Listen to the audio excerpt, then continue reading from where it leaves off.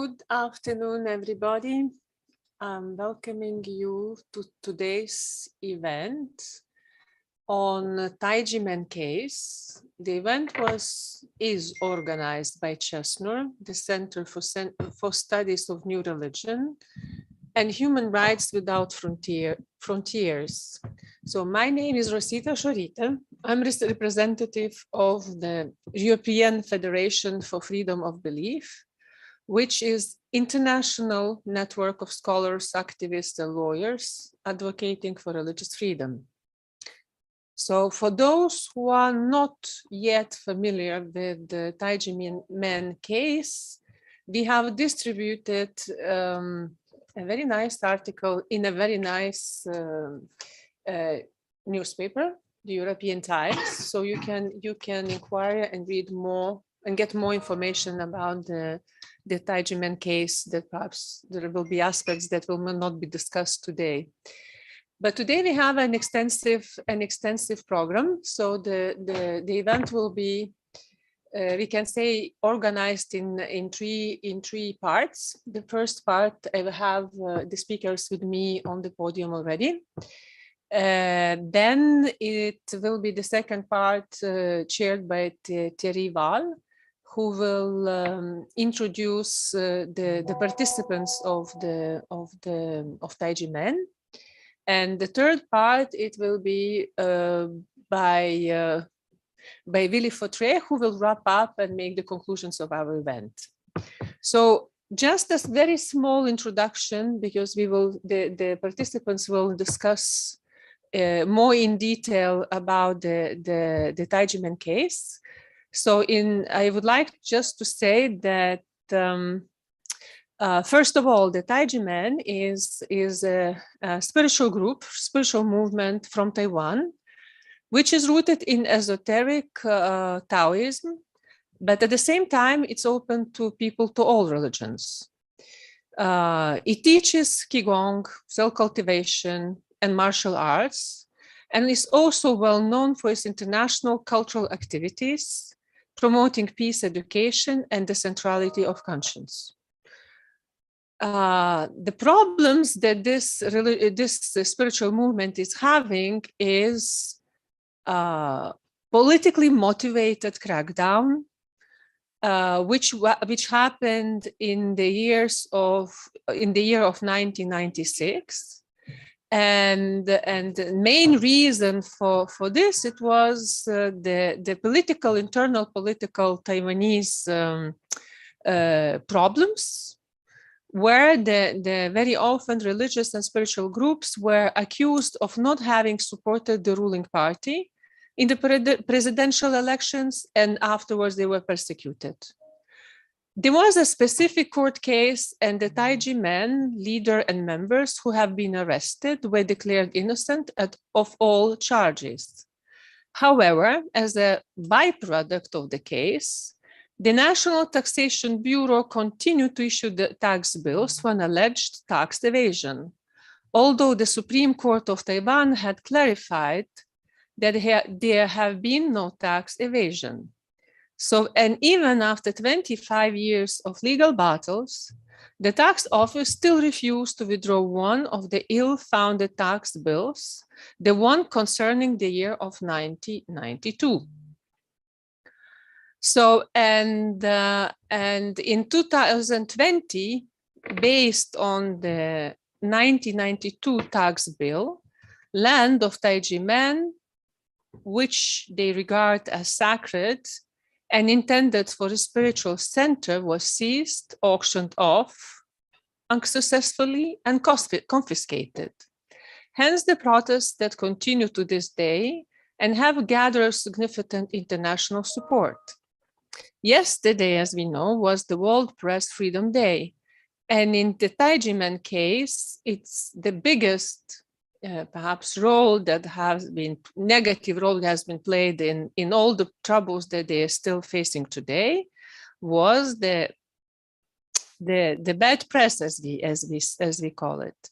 So, and we gathered today, it's exactly to try to have an objective analysis and the facts that may help Taiji men to finally somehow find a solution for the injustice that they are the victim. So our seminar is hybrid, with some participants who will be connected via Zoom, and fortunately quite a few of us, we are here present. So before I will give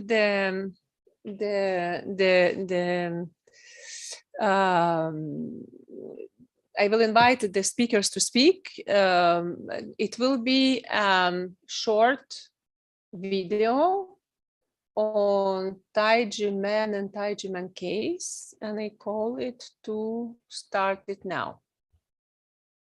来呀来呀，用心报地戏来了，大家椅头啊瞧好，按赞分享，开启小铃铛。形成移转，基心不变，我叫做洪胜义。水用我心，定我之心，我叫做水基情。 水道友啊，真久无看，你敢知影？伫这段时间啊，这个世界有够无平静的，唔那是天灾人祸不断，这个世界啊，竟然出现一种新的病毒，互咱的生活大来改变呢。若是讲到这个大代志，我当然知影。 而且我嘛知影有一种真好的防疫方法咯，来看这支影片你就知。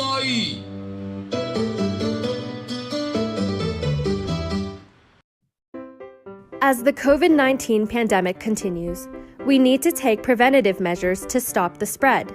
Here are the 5 do's and 3 don'ts, as well as the 6 tips to help you stay safe and healthy. The 5 do's are: wash your hands, drink more warm water, do more exercise, be happy, and be more careful. The 3 don'ts are: don't lose your temper, don't worry, and don't be anxious.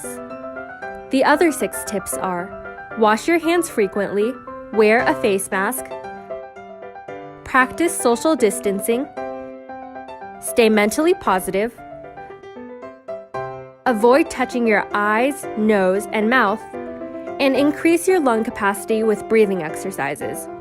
Make sure you follow these tips to keep yourself and others safe. Together, we can get through this.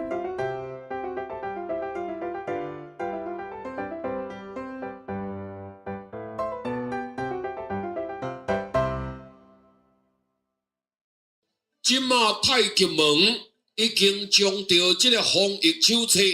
翻做33种无同款的各种理念，要互足侪人看呢，就是希望世界会当更加安全。太极门，是毋是即马定伫 YouTube 好啊？有足侪人咧讲，叫做全民开讲，讲迄个平反的假案，听讲到即马已经超过1000多场啊呢，实在会当申请。 金氏世界纪录了，好水了！咱人武之人啊，维护正义本来就是天公地道啦。听讲有一个真出名的寒冬杂志，这就是国际知名的人权杂志，最近一直用太极门的案件来发声。在这个案件中，税收扣人用来作为迫害工具。 这可能会摧毁一个心灵团体呢。寒冬杂志的总编辑英特罗维奇还咧强调，因计划继续捍卫太极门。在反迫害战术上，大家拢是太极 men。 So we cover a large number of issues. Either every day we publish 2 articles or more. But why among our campaigns did we pick up Taiji men? Because we believe Taiji men is an internationally important case. Because here we have several typical or perhaps even stereotypical ways of discriminating against spiritual or religious groups. We have accusations of fraud and criminal prosecutions. Happily, they failed against the leader of Taijimen, Dr. Hong, and his co-defendants. We have media campaigns of fake news against Dr. Hong and Taijimen. He was even ridiculously accused of raising goblins. And we have something extremely important, and that is the use of taxes as a tool of discrimination and persecution. This is crucial because, in a way, taxes are clean. There is no blood on the floor, but they may destroy a spiritual movement. And this has been done against Taijimen, and this has been done in other countries against other groups. We often propose the comparison, Jehovah's Witnesses, for instance, in France, after they finally won at the European Court of Human Rights. So this so-called clean persecution is a very effective and in its own way terrible persecution. So the case of Taijimen is important not only for Taijimen and not only for Taiwan. It is important for the world because it shows one of the main ways how rogue bureaucrats persecute innocent and even worthy religious or spiritual movements. So for reason we believe we have been successful with our campaign on Taijimen. Our readers have understood why we so much insist on Taijimen, and we plan to continue the campaign. As one of our editors say, in this sense, in fighting persecution, we are all Taijimen. Thank you. 这歹代志遮大条呢，这外国专家学者看到政府用水的手段来迫害太极门这个和平心灵修行团体，竟然长达25年啊！为着正义，伊拢勇敢声援太极门。咱的政府哪会唔知这款代志严重性？这是影响着咱国家的声誉呢？哦，咱的政府爱精神啊啦！听讲当初何款人检察官办理处案的时阵啊，叫一个税务员史月生做为证。迄个史月生啊，伫挨末将伊良心发现，伫媒体爆料，讲这一切拢是何款人主导的，这一切拢是违法办案，无中生有。 真正是本来无一物，何处惹尘埃呀？真夭寿呢！太极门的案件无中生有，啊，明明无的代志，互伊安尼讲甲有骹有手有影有只，真正是白白报互伊捏甲乌，啊，细单甲乌白开，会害死人哦！连前高雄国税局。 检任之后，吴坤公拢看袂落去哦。现在太极门案子已经是所得税法第4条第1项第17款的免税所得，被不懂税的检察官，然后给他纳做什么补习班，这是应税所得了。这个显然就是非法课税了。 啊，这个税案，这么侪证据，拢证明无中生有是假的。啊，而且司法嘛判太极门无罪无欠税。啊，这应该真简单啊！国税局就依法将违法的税单撤销就好啊。是啊，真侪专家学者嘛安尼讲啊，要解决太极门的冤案，国税局只要以行政停书法。 117条就会当解决啦。刑事判决确定太极门无罪无欠税，证明80至85年度税单自始违法，除81年度其他5年度以更正为零。本于行政一致性原则、平等原则，国税局应依行政程序法第117条主动撤销。综合所得税有5个年度呢，已经经过国税局自行认定有误。那有误的这个结果是让过去的推计的处分跟处罚都是归零。那因此，我们对81年度本来基于行政一体的观念，那剩下这个年度呢，它有什么理由还会维持这个推计？那或许我们国税也讲，那过去的这个判决是确定终极判决啊。不过不要忘了，107年已经明确的指出，81年当时的科税基础事实是违法有误的。那因此，透过行政程序法117条，透过128条，其实就是为了维持我们科税合法性一个非常重要的一个内容。财政部其实并不是没有法令的根据可以做，是你要不要做。那我相信这个是纳税者在纳保法施行之后，我们公认的一个指标性的事件。那我们希望这个事件能够快速的落幕，让我们回到一个稳定的税制环境。真正爱呼吁蔡英文蔡总统，爱站出来为人民发声才对。蔡总统爱真正落实转型正义，解决太极门的税务冤错假案，就是实践转型正义的第一选择，伊第一要务。嘛，毋是只有太极门遭受冤案的折磨，台湾的税灾骗野，真侪税灾户久久无闻，人民受国税局以行政执行署的公权力迫害啊！极需要政府有魄力的解民所苦。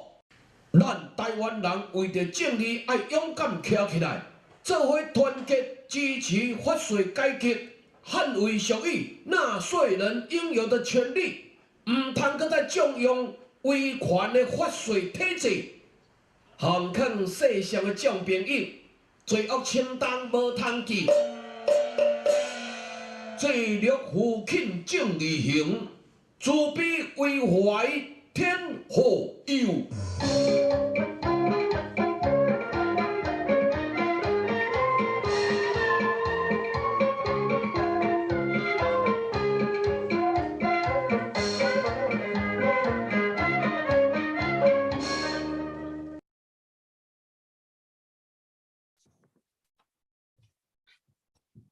Very much. So for those who are interested to learn, for those who are interested to learn more, there is a new website created by Taijimen, and the title of the website is taijimencase.org. So now I invite the speakers to take the floor, and the first speaker is Massimo Introvigne, who is Italian sociologist who serves as managing director of CESNUR, and he is editor-in-chief of the magazine Bitter Winter, a daily magazine on religious liberty and human rights that has covered extensively the Taijimen case so far. So the floor is yours. So we normally organize these webinars on the Taijimen case twice per month in connection with the days of observance of the United Nations. And this month, because of logistical problems, the day of observance we wanted to celebrate was actually yesterday, and it was War Press Freedom Day, May the 3rd. Now, War Press Freedom Day this year is very timely because it celebrates the brave journalists who risk their freedom and sometimes their life to tell the truth about injustice and sometimes about war. And sadly, we have already seen several examples of reporters who died in Ukraine covering the war. However, there is also a dark side of press freedom. Some reporters are not free because they are put in jail or even killed, but some reporters are psychologically not free because they are corrupt or because ideology leads them to spread fake news. And again, if we look at the war in Ukraine, we see that there are kind of embedded journalists with Russia telling fake news to justify the aggression. But that does not only happen during wars. In 2016, two well-known scholars of new religious movements, Susan Palmer, who has participated in some of our webinars about IgMen, and Stuart Wright, wrote an important book published by Oxford University Press. It's probably the most authoritative academic press in the world, called Storming Zion, Government Raids on Religious Communities. And as the title says, the subject matter of this book is raids. Police arriving, arresting many, terrorizing others in cases religious communities are targeted. And these raids, of course, are very common in non-democratic countries. For instance, as editor of Bitter Winter, I can mention here on October 4 of last year, 21, the OMON, the special Russian police, raided the private homes of Jehovah's Witnesses in Irkutsk, in Siberia, at 6 in the morning. And the case is now being presented to United Nations Human Rights Council, because there were cases of women who were abused, elderly people who were badly beaten, and even cases of torture.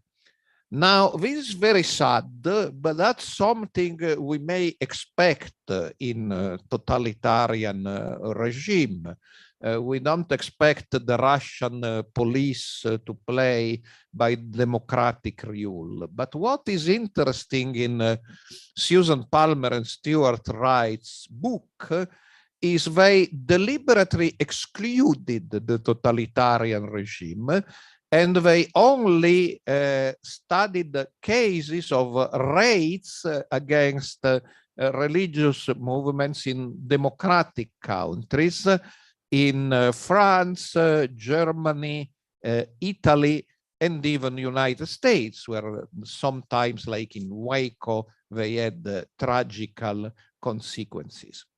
Last week, Susan Palmer attended a webinar introducing a book by me on MISA, a Romanian group, and she said that, well, the book and to be within a certain limit of pages, otherwise she could have included Eastern and Central Europe. She could have mentioned the raid on Misa and the raid on the Guru Yara Pass in the Czech Republic, which were very similar.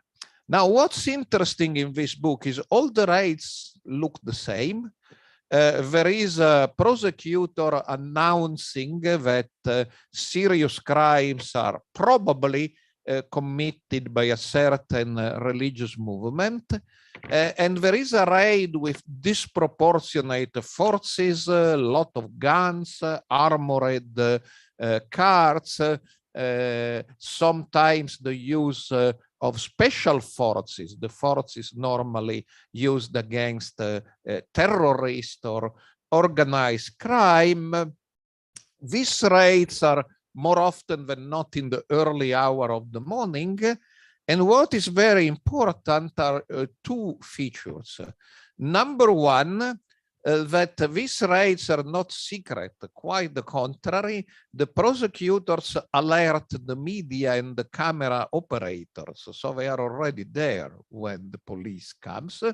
And the second, that almost in all cases, these raids don't find anything or anything significant for a criminal prosecution. One can say in the case of Misa and Guru Yara, in the end, the leaders were incriminated for sexual abuse, right or wrong, but the sexual abuse was not connected with what they found in the raids. So the raids were totally not useful. And you don't have to take my word for that, because in the case of the Misa raid, in 2016, the European Court of Human Rights sentenced Romania to pay damages to those who had been in the raid, saying the police had behaved violently and the organization of this raid with the special forces and the guns was totally disproportionate compared with what they might have hoped to find. Again, in my book on Misa, I compared these raids to theater, saying they are not really, they don't have a police aim. They are totally non-useful for police, but they have the same function of the Baroque theater. You know, some people don't like the Baroque theater. They prefer Renaissance because in the Baroque theater, people should scream a lot and cry a lot. And Baroque theater was organized mostly by the Catholic Church to tell how bad were the heretics and how good were the Catholic priests. So you should be moved by people screaming, kicking, and these raids have exactly the same function. They should show the public opinion that prosecutors are good and cults are bad. That's the function of this raid. Now, when a prosecutor, we already heard his name, even the puppets know him in Taiwan, prosecutor Ho Quanzhen organized the raid in 96 against IGMN, and in fact, there were other raids against other movements. He followed exactly the same model. I don't know whether prosecutor who knew about the cases abroad, but he didn't need to, because in Taiwan, during the martial law period, there had been similar raids against religious movements, particularly against a Pentecostal church, which was again accused of opposing the government, called the New Testament Church. And the New Testament Church, aka the Mount Zion community, was raided twice, in 74, and when they reorganized, were raided again in 85. In 85, the raid was so violent that actually some members were killed by the police on the spot, which led to the intervention of the United States, where these Taiwanese Pentecostals had co-religionists, and that was the end of the case, because the United States said should not do this, and so they stopped. So again, these raids in Taiwan are very similar to the raids studied by Palmer and Wright in other countries. And it's, again, the Baroque theater model, where the prosecutor and police wants to teach the public opinion that the state, which is all-powerful, has decided that some groups should not exist. But now I want, in conclusion, to come back to the War Press Freedom Day, because these raids can only be successful in their theater function because of the media. Imagine if these raids are done with no media, no picture, no videos, no TV, nobody notices them. And since they don't find anything useful for the prosecution, they are a big waste of taxpayers' resources. So they only work because there are the cameramen there. There are the journalists there, and they immediately broadcast bad cult has been raided by good prosecutor. And again, in the Taijimen case, the role of the media was capital. There were more than 400 articles about the raid against the Taijimen in Taiwan, which is not the United States. It's a comparatively small, 400 articles, all showing this raid, and with prosecutor who continuously feeding the media strange stories like that Dr. Hong, the leader of Taijimen, was raising goblins, totally foreign to their theology, and to call raising goblins a crime in the 20th century, it's also somewhat a little bit strange. Of course, there is a difference between raids in Russia and raids in Taiwan, because at the end of the day, Taiwan is a democratic country. So in democratic countries, it may be difficult, but after the raid, there is a court case. There is a judge, and the judge can decide that those who organized the raid were wrong, and the religious movement or spiritual movement was right. That's what happened in Taiwan. There was a court case. It took time, but Taijimen were declared innocent of all charges. Those who had been arrested during and immediately after the raid even received a check, which in Taiwan is called national compensation for having been mistreated and unjustly arrested during the raid. So the difference with totalitarian countries is in democratic countries there are judges. Judges may make mistakes, but in this case and in other, they took the right decision. But of course, the media, there is some inertia in this. The media continued to badmouth Taijimen. They had taken the habit, and it's with the drug. When you like telling lurid stories, when you don't stop. And the further slander by the media contributed to feed the propaganda of the tax office. The National Taxation Bureau wanted to take some money out of the Taijimen and continued to harass them through taxes. So these media were not innocent. After particularly the court decision, these media, these journalists, they were not just the victim of a good faith misunderstanding, they were corrupted people. I don't know if they took money from the prosecutor or the tax office, but even if they didn't take money, they were ideologically corrupted. They are kind of journalists selling their soul to the devil for a sensational story, even if the sensational story is false.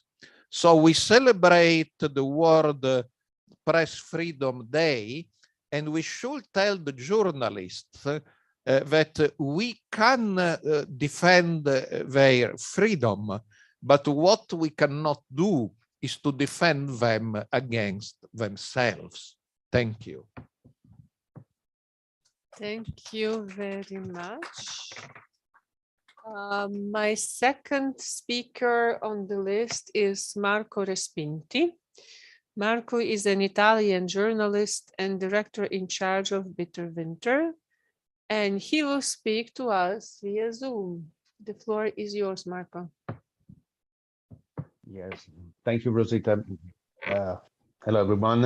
It is my privilege to present today in such this important place for freedom of the press in the heart of Europe, even if virtually from afar, and I will do it, recalling an American lesson which is important for the entire world and approaches our matter today, abusive taxation and denial of justice in Taiwan, from another angle. US Senator Orrin Hatch passed away on April the 23rd this year, 1 month after having turned 88. For those familiar with US politics, Senator Hatch incarnated the Congress itself. He seems to have been there ever since and destined to be there forever. When he retired from Congress in 2019, after 42 years in office, he was the longest serving US senator from the Republican Party in the history of the Senate. Now that he's gone from this earth, his important legacy of principled politics lives on. A son of Pennsylvania, he relocated in Utah, the Mormon state, which he represented in the federal Senate. A devout member of the Church of Jesus Christ of Latter-day Saints, an attorney turned politician, he was a conservative politician as evidenced inter alia by his stance on abortion. At least two of Senator Hatch's contribution to public politics should be celebrated today. First, his lifelong commitment to religious freedom, a constitutional principle that he held in high esteem and never betrayed. Hatch's conservative persuasions led him to share the position of those constitutional conservatives for whom, on the one hand, to be an American and proud of it means to be a standard bearer of religious freedom as enshrined in the First Amendment of the US Constitution. And on the other hand, to regard the defense of religious liberty as an unalienable, distinctive trait of a true loyal American patriot. Senator Hatch's devotion to religious liberty was, of course, motivated by his legitimate will to defend his church's prerogatives, but it was always exerted to the benefit of all confessions and religious persuasions. His second contribution was his leadership in the fight to hold the US Internal Revenue Service, or IRS, accountable after the IRS bureaucrats leaked information about donors to nonprofit advocacy groups. This caused embarrassment to many of those donors, especially when the cause they supported was delicate or controversial, and thus resulted into economic damage for the advocacy organization. Hatch understood that these leaks did not happen by coincidence and were an attempt by some tax bureaucrats to damage certain movement for ideological or political reasons. The senator reminded the IRS that nobody, not even a powerful tax agency, is above the law. As attorney Cleta Mitchell, a partner in the Washington, D.C. office of Foley and Lardner, who represented many of the advocacy and activist groups targeted by the IRS, noted in November 2014 in the Wall Street Journal, quote, "Congress should rein in the Internal Revenue Service. Bringing the IRS to heel," Mitchell explained, quote, "can start with reorganizing and expanding congressional investigation and holding accountable those responsible for the targeting and other abuses." At that time, in November 2014, right after midterm elections gave the Republican Party control of both houses of the Congress, among the top investigative priorities of the American Parliament were, according to Mitchell, the ideologically based tax audits performed, possibly illegally, by certain IRS bureaucrats, and quote, the IRS seizure of taxpayer assets and bank accounts without due process, as well as the illegal disclosure of confidential taxpayer information to the media, to other federal agencies, and to state and local partisan political officials, end of quote. I quote this article because it shows that the tendency by some tax bureaucrats to act illegally for ideological reasons is not a Taiwanese problem only. In the United States, as it happened in Taiwan, thanks to Taizhimen, citizens mobilized for tax reform. Senator Hatch was one of their staunchest supporters. One of the most active and effective advocacy group in America is called Americans for Tax Reform, an organization based in Washington, D.C. It has partners in the whole world and has cooperated with Senator Hatch and like-minded members of the Congress. Led by Grover Norquist, it was remotely inspired by President Ronald Reagan, who in 1981 was the author of the largest tax cut in US history and did much to contain the intrusive power of the tax agencies. Senator Hatch's two main interests, tax reform and religious liberty, eventually came to meet. He was well aware that the IRS abuses often targeted religious and spiritual movements or religiously motivated advocacy groups, which for whatever reason, some tax bureaucrats did not like. Americans for Tax Reform are well aware of the Taizhimen situation in Taiwan, also because I alerted them myself to the importance of the case. There is much that can inspire Taizhimen and their friends in the political career of Senator Hatch, especially when it comes to present the Taizhimen case to American audiences. The first point is that there is a sort of inertia, as Italian economist Piermarco Ferraresi once called it, when discussing the Taizhimen case, which leads tax bureaucrats who have made mistakes or even have acted in bad faith to continue on the same path unless somebody stops them. Senator Hatch understood it and acted decisively, together with other activists and lawmakers, to rein the IRS in after it had abused its power. And this is an important lesson for Taiwan. Second, Senator Hatch taught us that an abusive tax system is particularly dangerous for freedom of religion or belief. Religious and spiritual movements are vulnerable, and ideologically motivated bureaucrats can do much damage to them. Tax reform and the defense of freedom of religion or belief are inseparable. This was the good battle of Senator Orrin Hatch.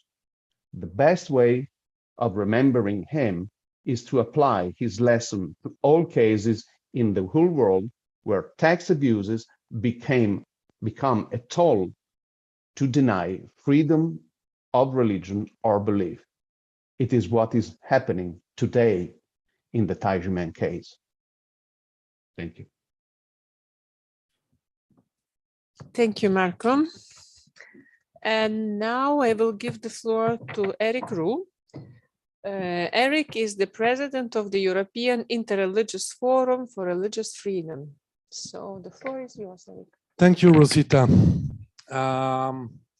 Let me start by, I don't need to stress the fact that the Taizhimen case is not a technical case based on tax regulations, as people could think if we talk about tax regulations.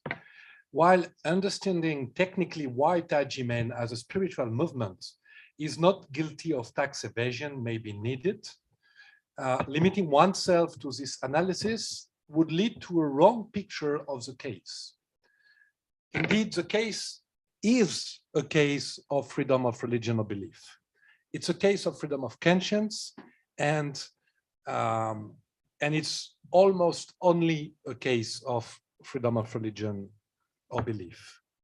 Tax regulations have often been used, as you have heard before with the other speakers, by authorities throughout the world in order to crack down on religious or spiritual minorities. And it has been used usually when other weapons failed.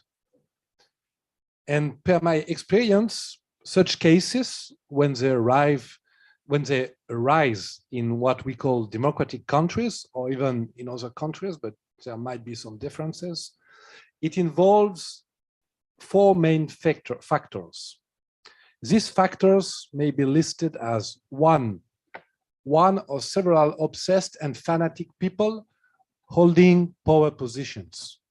2, the fear of losing control of a sector of the population, which is created by the growth of influence of a spiritual or religious movement. 3, the failure of other judicial weapons. And 4, of course, the misuse of tax law. So let's look at the number one. Number one, fanatic and obsessed people.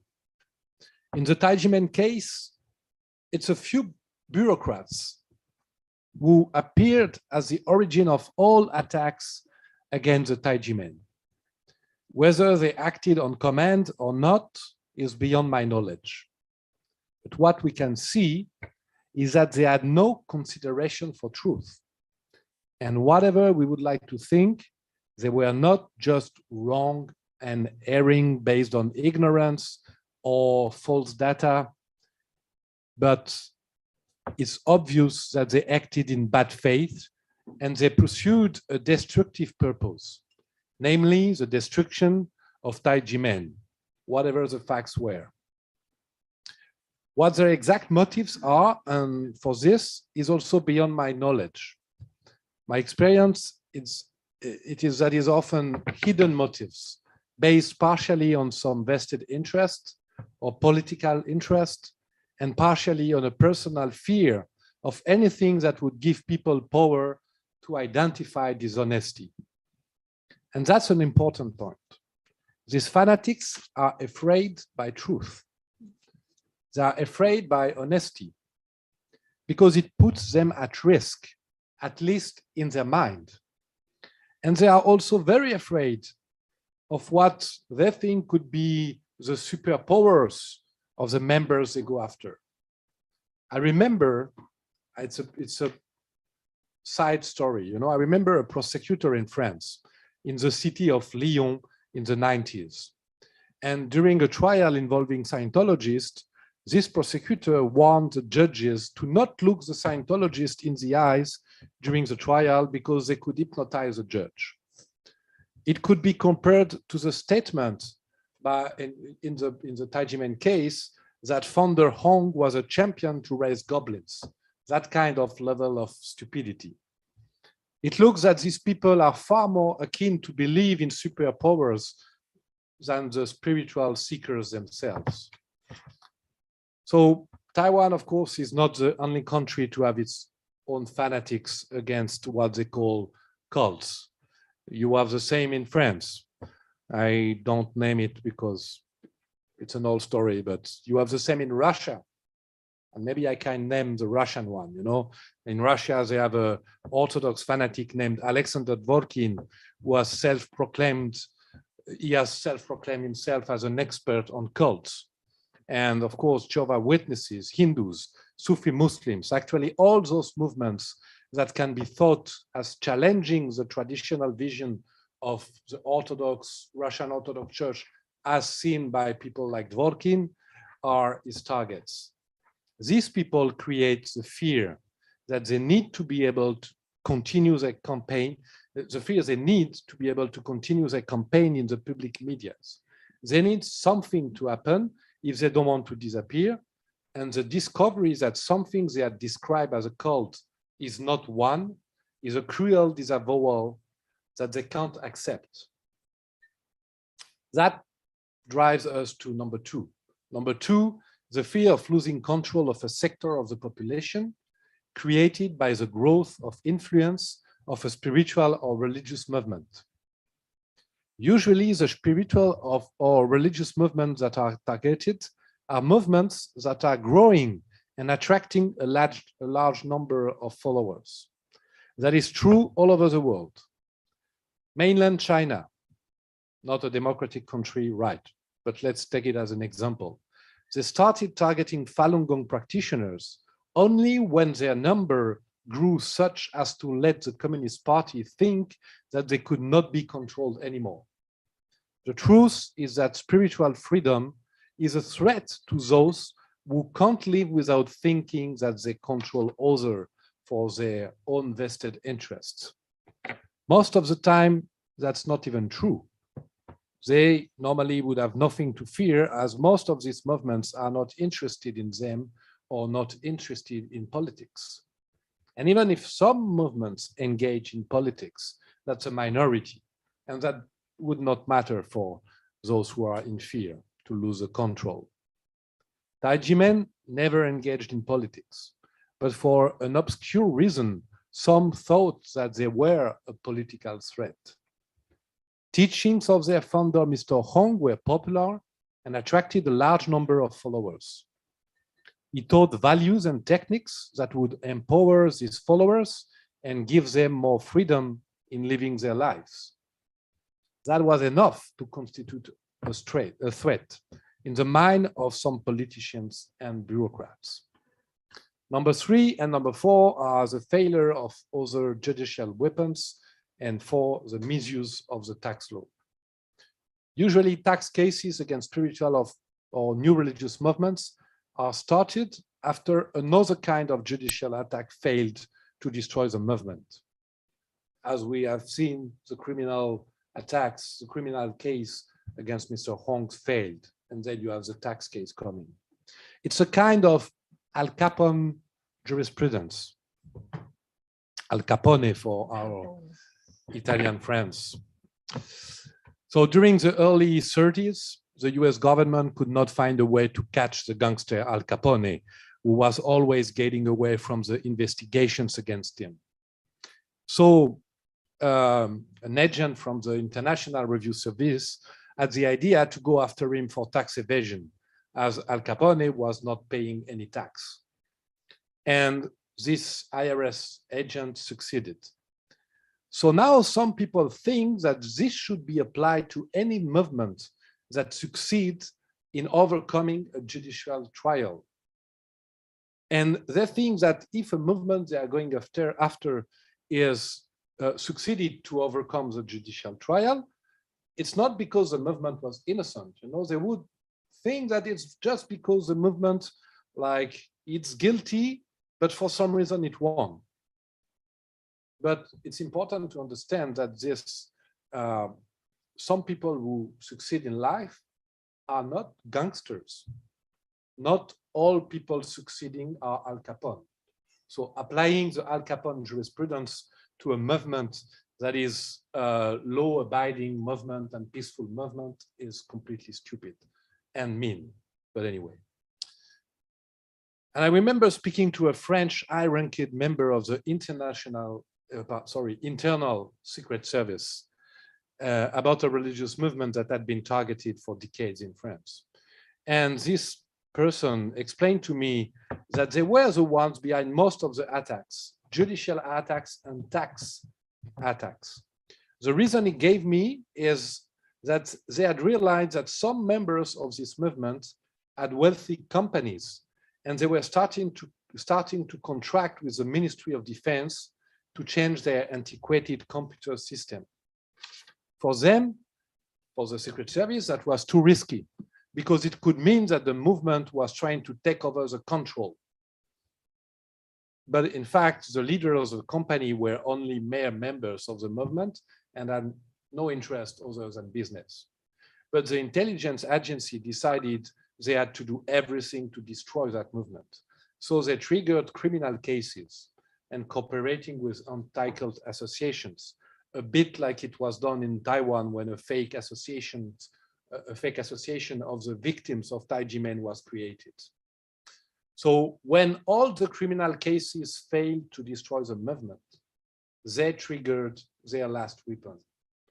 tax inspection.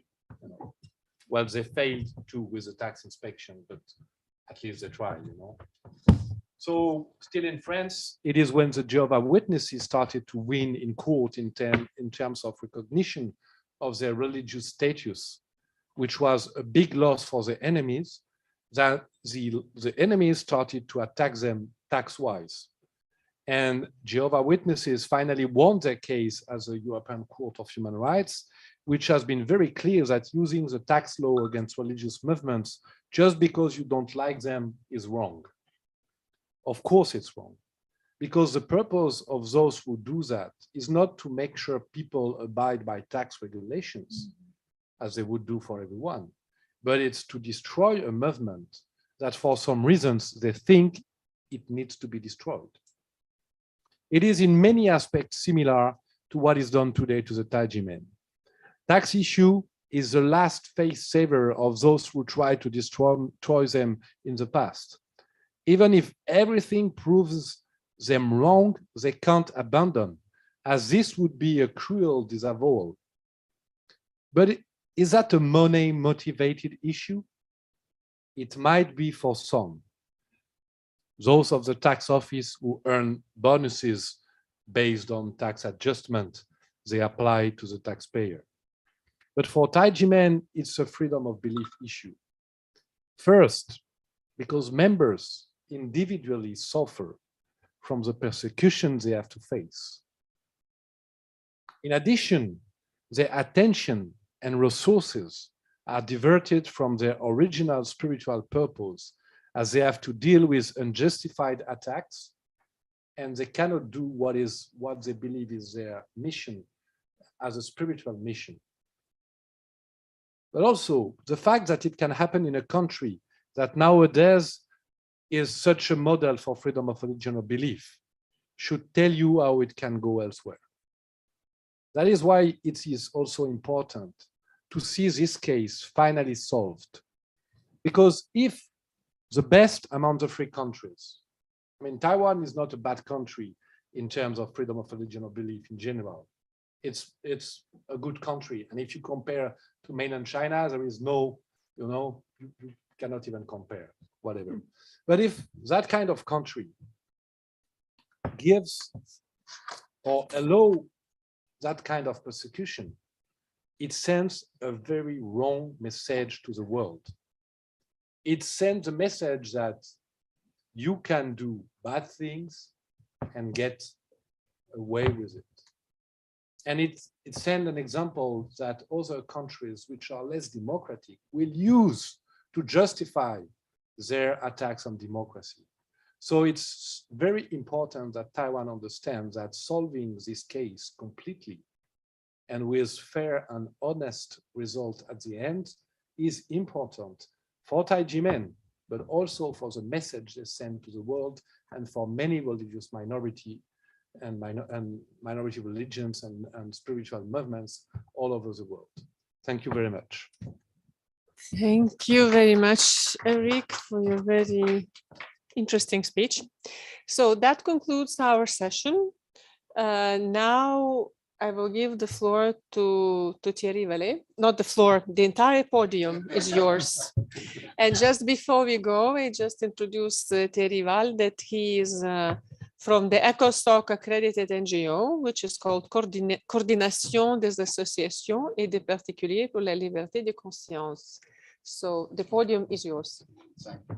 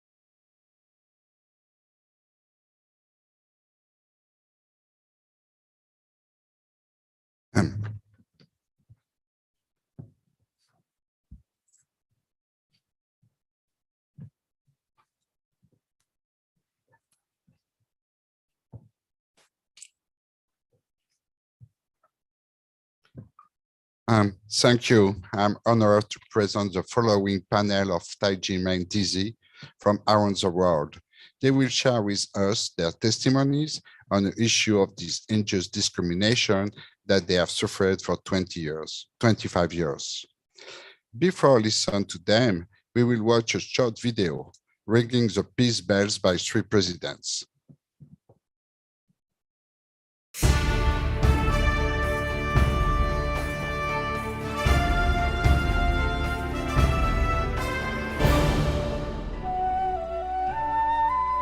Without love and peace, however long a culture is, it is difficult to continue under the flames of war. Without human rights, it is even more impossible to realize a world of love and peace. The bell of world peace and love holds the key that unlocks the conscience in you and me. The bell has been spreading the positive energy of love and peace throughout Europe since 2005. It has also exerted major influences on important international occasions. The cultural exchanges, which are driven by love, can unite the hearts of the world. The message of love and peace can soothe the pain in people's hearts. We, politicians, we responsible the leaders of countries in this world, if we can try everything in order to make our children smiling.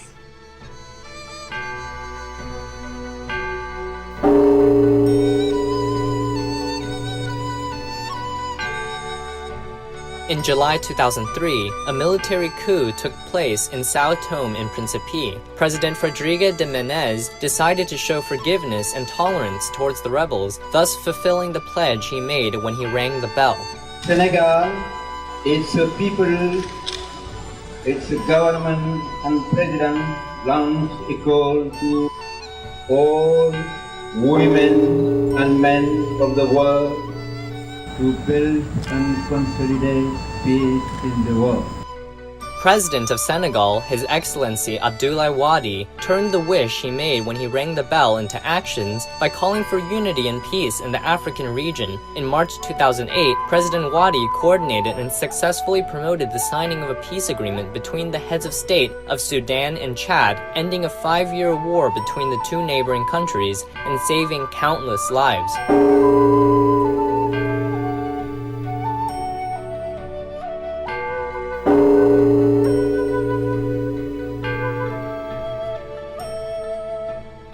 I wish that people from all over the world can understand and respect each other, and that love and peace prevails.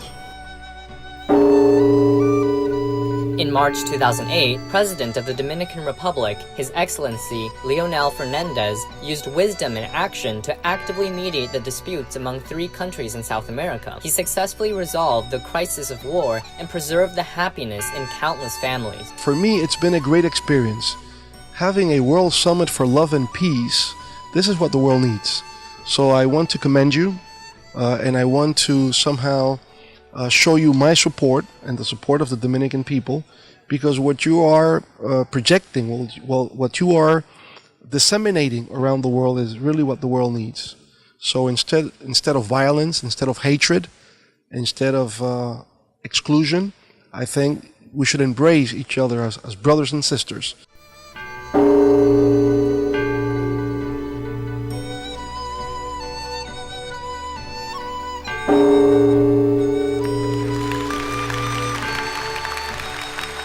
This academy sends a very strong message out there to many people in the world. The message that peace, love. We try to support all peaceful causes around the world. That is why we really appreciate this ceremony, because it has to do with the most important values that my country has embraced. Just like the declaration engraved on the bell, Love of the World, a declaration of peace suggests, the bell has traveled across every populated continent to spread its peaceful sound, to heal the pain and soothe the souls of those who desire peace, and inspire them to return to a world free of sorrow, fear, war, and suffering.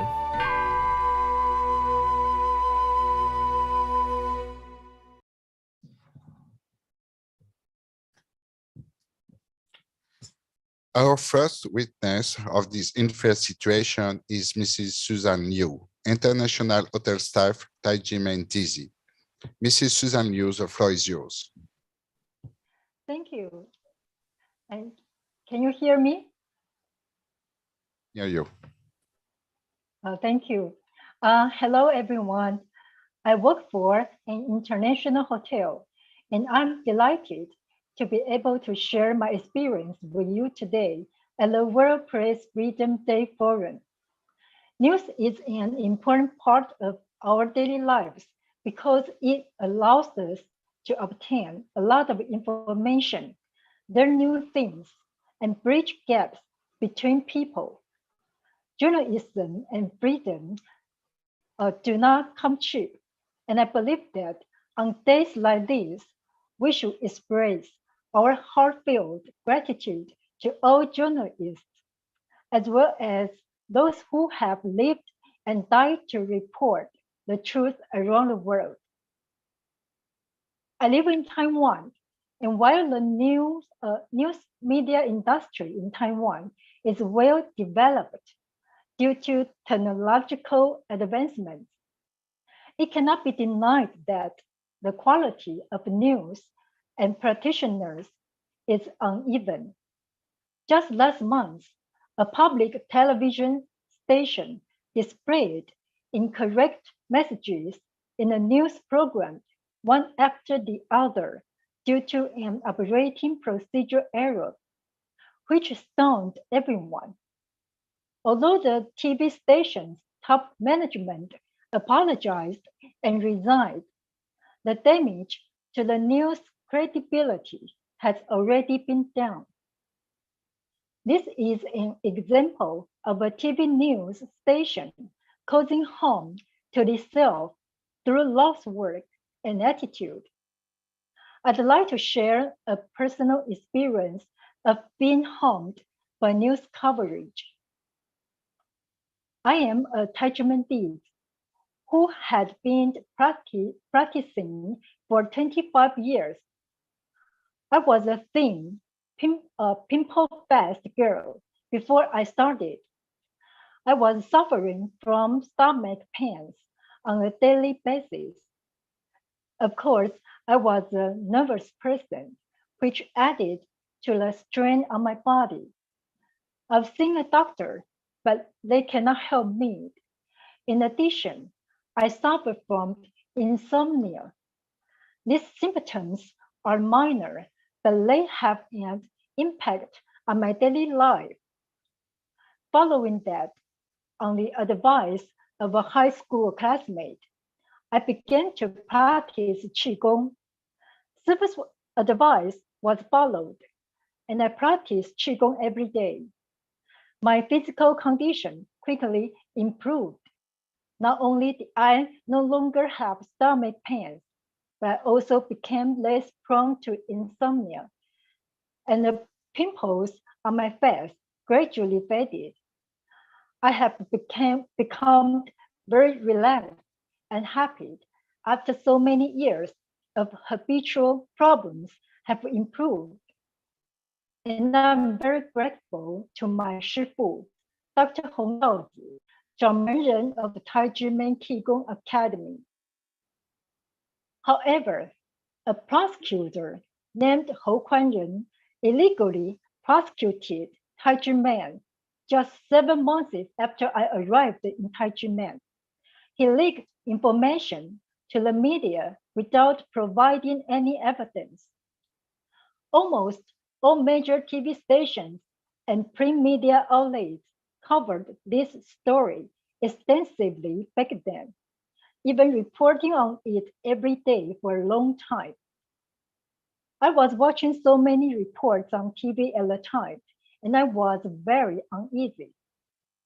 But I quickly quieted my thoughts and asked myself, if the news reports are true, what about the changes in my mind and body since I began?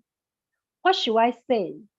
These physical and mental changes are very, very real to me, as it's my gratitude to my Shifu.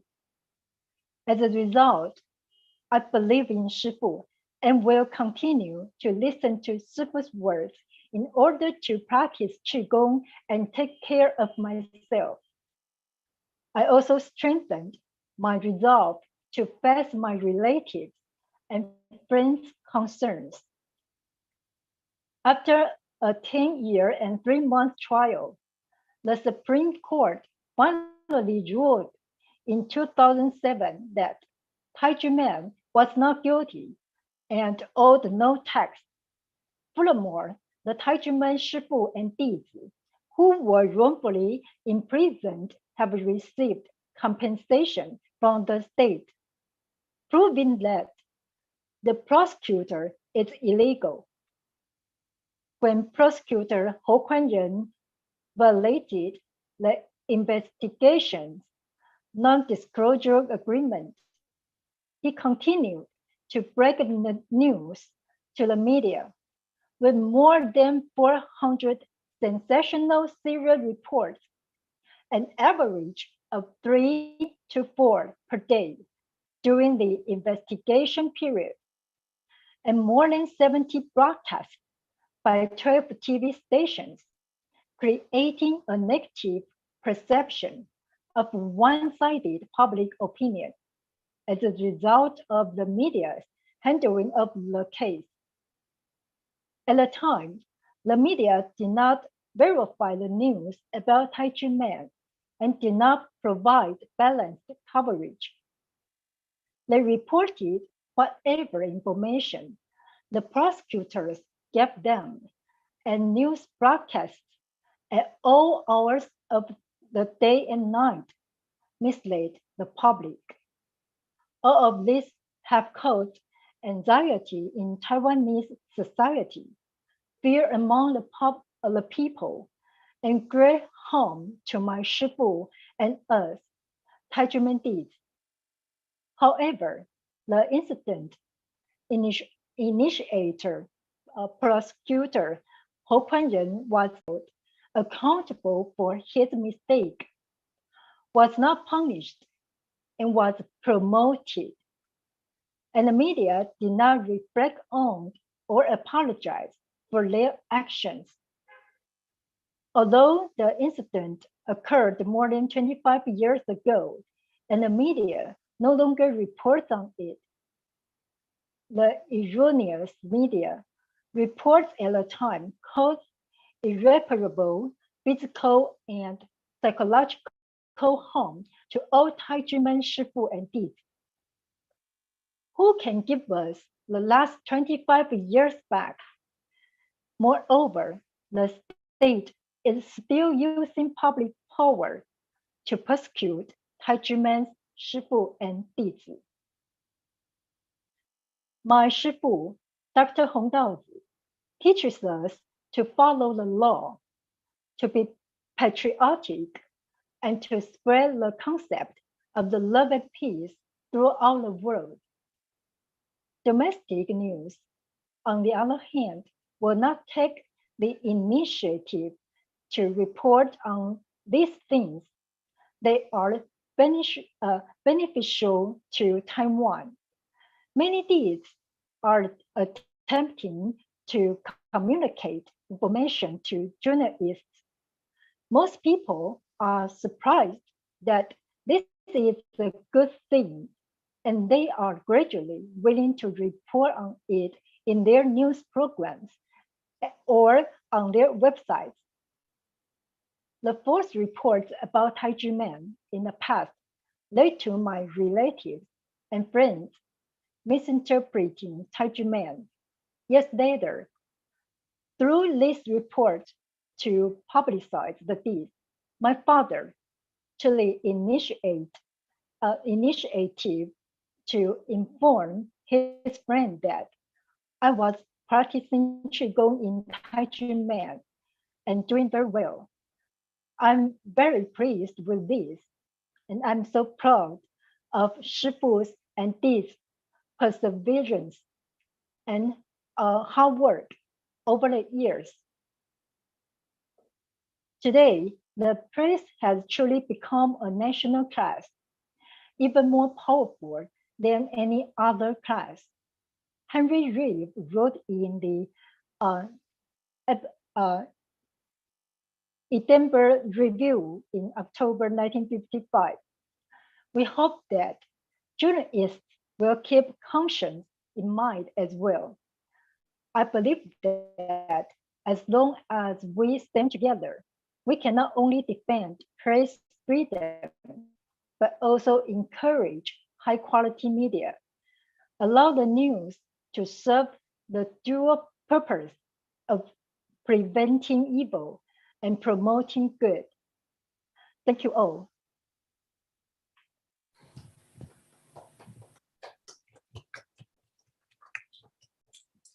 Thank you, Mrs. Susan Liu, for your testimony. Our second witness is Mrs. Joanne Day, Educator, Taijimeng Dizi. Mrs. Joanne Day, the floor is yours. Hello, dear moderator, distinguished guest, and online viewer. My name is Joanne, and I'm honored to participate in such meaningful forum. I'm an educator currently engaged in literary education promotion, and I also work part-time as an English teacher in high school. Today, I would like to share with you my journey of participating in tax reform from the perspective of a volunteer at Taijimeng Dizi. I am 26 years old, and the Taijimeng case happened when I was only 1 year old. Let us just say how old I am and how long this case has happened. The first time I remember participating in tax reform activity was when I was in 6th grade. In the winter of the December of the year, my mother held my hand carrying several black balloons and followed a large number of brothers and sisters on the street.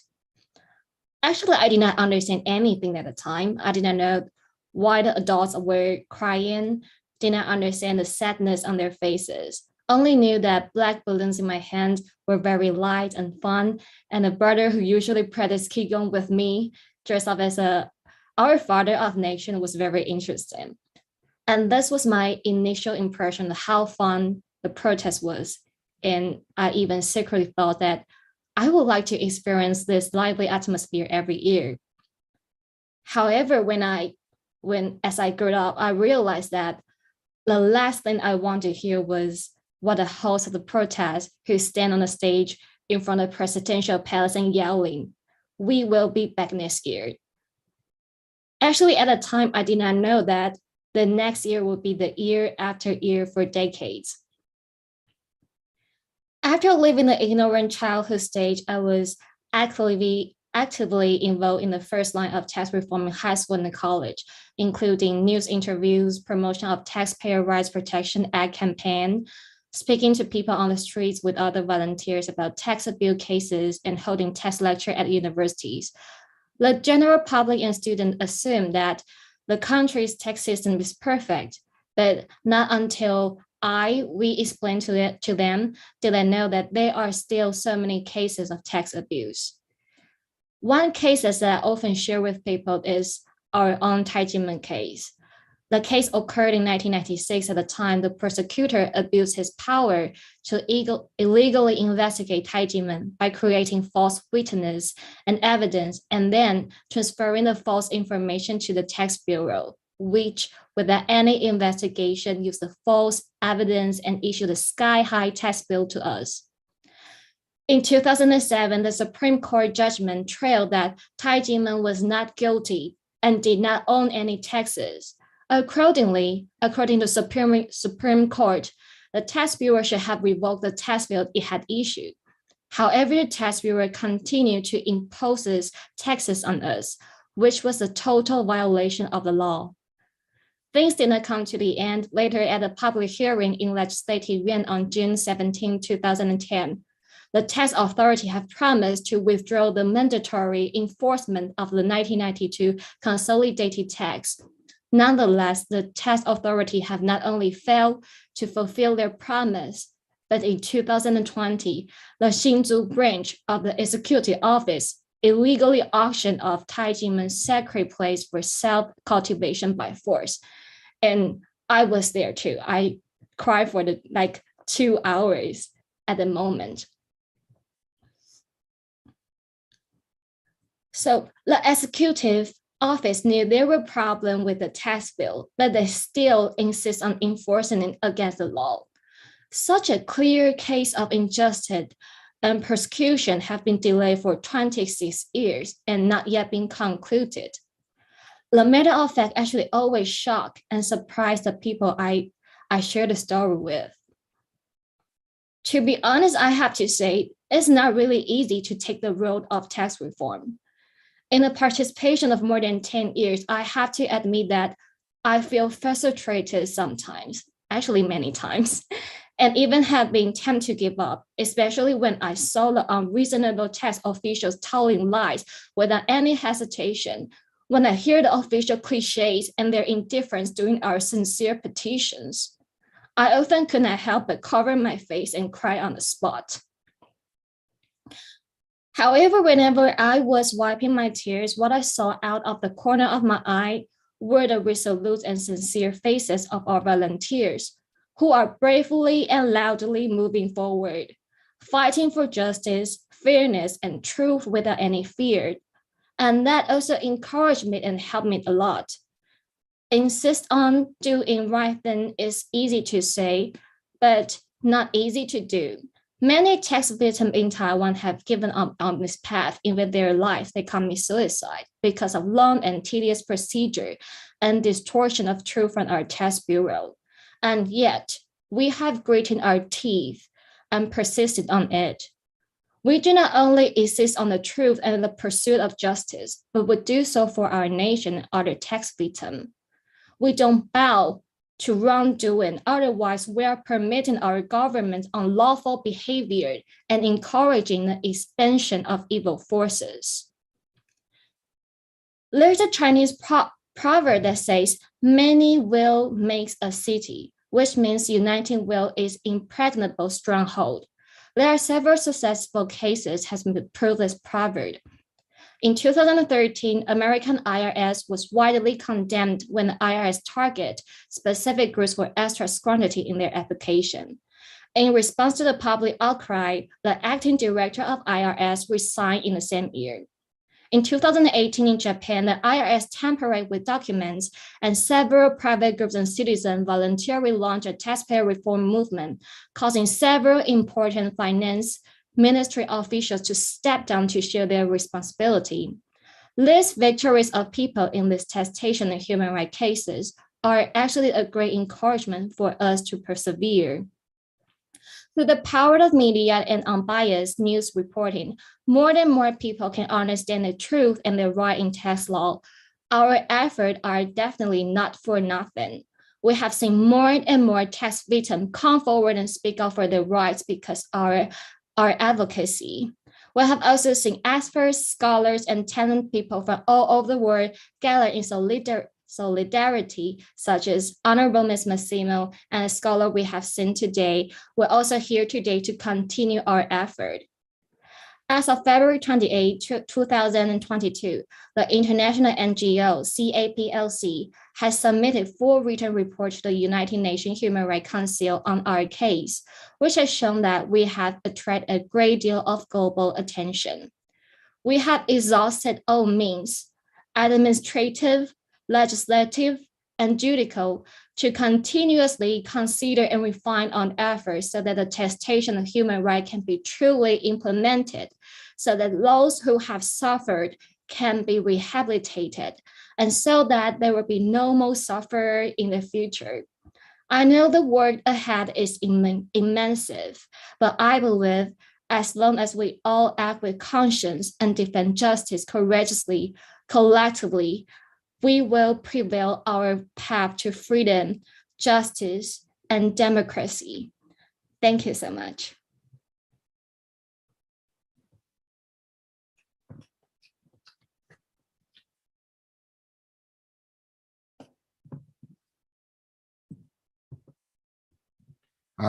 Thank you for your moving testimony.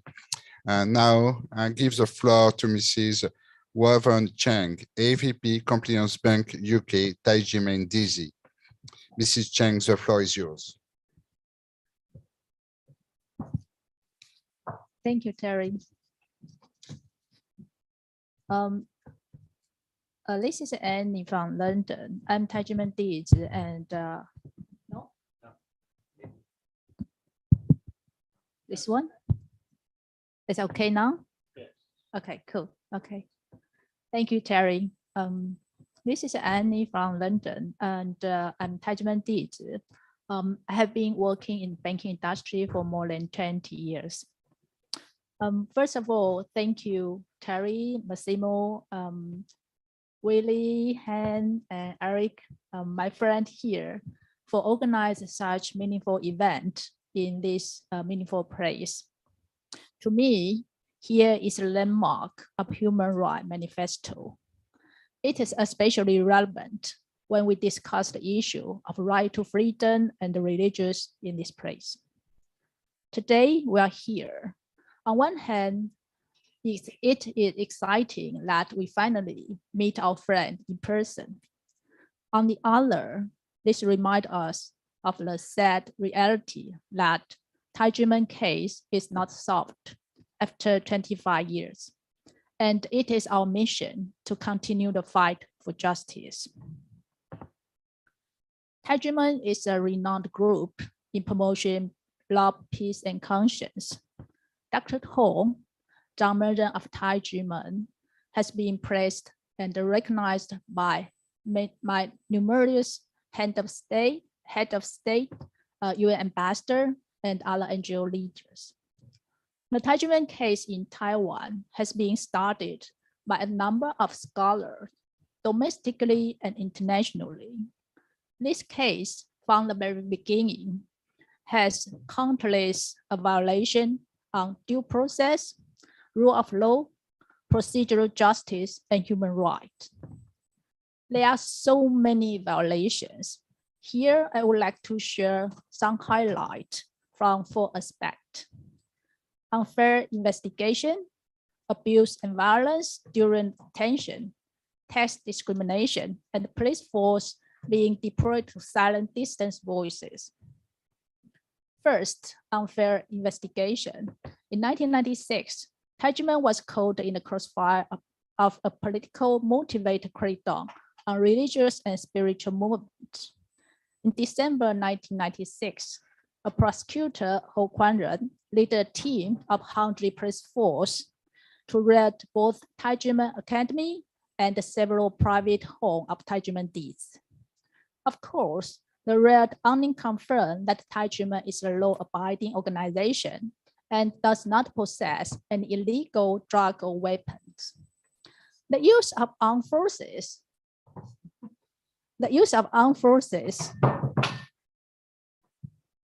to raid a peaceful spiritual organization was clearly disproportionate. In addition, Prosecutor Ho also brought with him several reporters and cameramen from the main media in Taiwan. The raid became a show staged by Ho, who was shouting around to show his authority for the benefit of media. This was totally opposite what is expected from the judicial system in a democratic country. Secondly, abuse and violation during detention. Prosecutor Ho arrests Dr. Ho, his wife, and the 2 Tajiman Dizi. They were brought to the district prosecutor office for interrogation. When the defendant refused to cooperate with the prosecutor Ho by accusing Dr. Ho, they were immediately locked up and not allowed to see anyone. During the detention period of 117 days, Prosecutor Ho only spent 29 minutes with Dr. Ho, asked him 13 questions. On another occasion, he brought in a detainee's family member as a leverage to threaten the detainee to cooperate. All such tricks violate due process. In fact, As the judge later discovered, prosecutor Ho, when the defendant refused to tell what he expected, even fabricate the false transcript of their testimony. So, unable to find anything criminal, prosecutor Ho cited raising gambling as the accusation. The accusation was as bizarre as it was false and totally against the rule of law and evidence science. Third, tax discrimination. As mentioned, Taijimen is a group of Qigong, martial art, and self-cultivation. As such, Taijimen Qigong Academy is a member of various martial art associations, such as Taipei Martial Art Association, Chinese Martial Art Association, etc. There has never been a case in Taiwan where the master of martial arts school being taxed for accepting their disciples' appreciation token or gift. In addition, among the tens of thousands religious community in Taiwan, not a single master or leader has been taxed for accepting contribution or donation from their follower. Since the inception 1966, the nature of the academy has never changed, and there has been no tax issue before prosecutor Ho's intervention. Only the 6 years, 1991 to 1996, Taijimen has to face taxation issue, and totally due to prosecutor Ho's ill-founded charge. Prosecutor Ho called in a tax officer from the National Taxation Bureau to give a false statement. Upon Ho's request, the National Taxation Bureau officer stated that Taijimen is a Korean school, so it's it's a short-term educational institution. That the gift received by Dr. Ho from his disciple were tuition fee, taxable as such. And by not paying the tax, Dr. Ho and the Taijimen were guilty of tax evasion. Prosecutor Ho then offered this false statement as evidence for his allegation. The National Taxation Bureau simply copied what said in the indictment and issued tax bill. When thou fulfill their statutory duty of investigation to clarify the underlying tax basis, the competent authority for Korean school, the Minister of Education, clarified Taijimen is not a Korean school twice in official letter, 1997, 1999 respectively, and repeat the same statement again in a public hearing in 2000, when Mr. Zhang Shenghe, the then director of National Taxation Bureau Taipei, and Mr. Yang Chonghua, the director of National Taxation Bureau Central Area, were both present in that public hearing. In fact, the NTB itself agreed that Taijimen is not a Korean school during a court trial in 2004, and repeat this again in 2012 and 2013. However, the National Taxation Bureau still insists issuing illegal tax bill and never admit their mistake, profiting from a system characterized by a lack of accountability and the absence of a proper rectification mechanism. So in 2007, after more than 10 years litigation, the Supreme Court acquitted Taijimen and stated that there's no fraud, no tax owed, and no violation of the taxation code.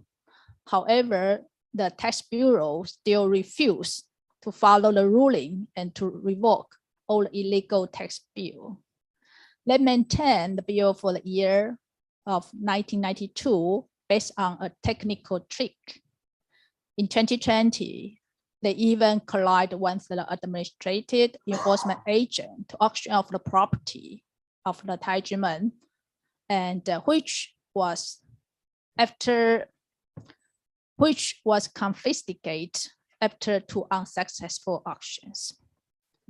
So the last one I want to mention is police force being deployed to silence dissident voices.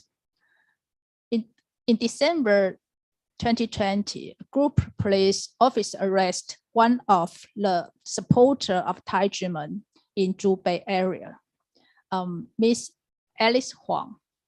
She was simply standing on the roadside holding a poster, and she actually packed his bag and ready to leave. So actually, the police didn't know what on her poster, but they still arrested her by all means because they got the instruction from their boss.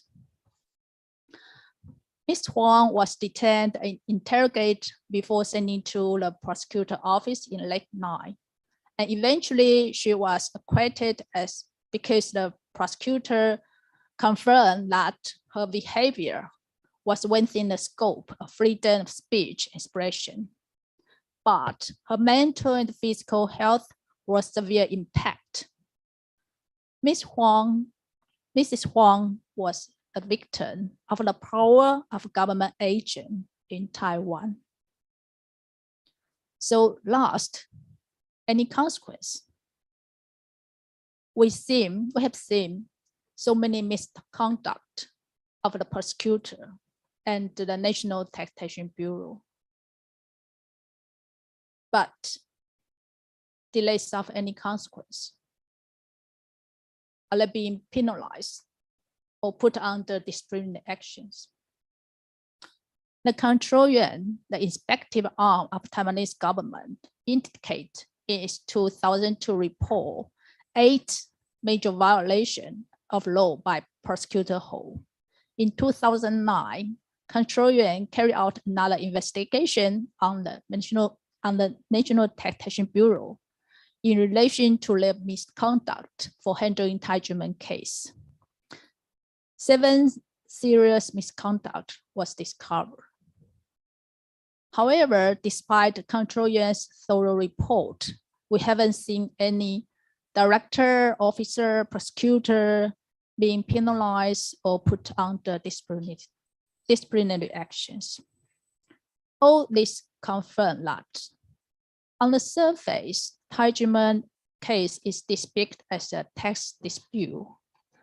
However, the underlying truth is that the government deployed various administrative tools to oppress Taiwan's freedom on religion and belief and cover misconduct of its bureaucrats.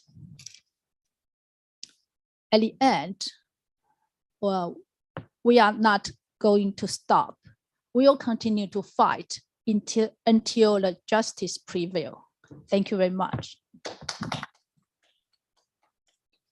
Thank you for your very clear testimony. And yes, we're gonna fight, continue the fight with you. Okay. And before our next witness, we will watch a video, US tax reform.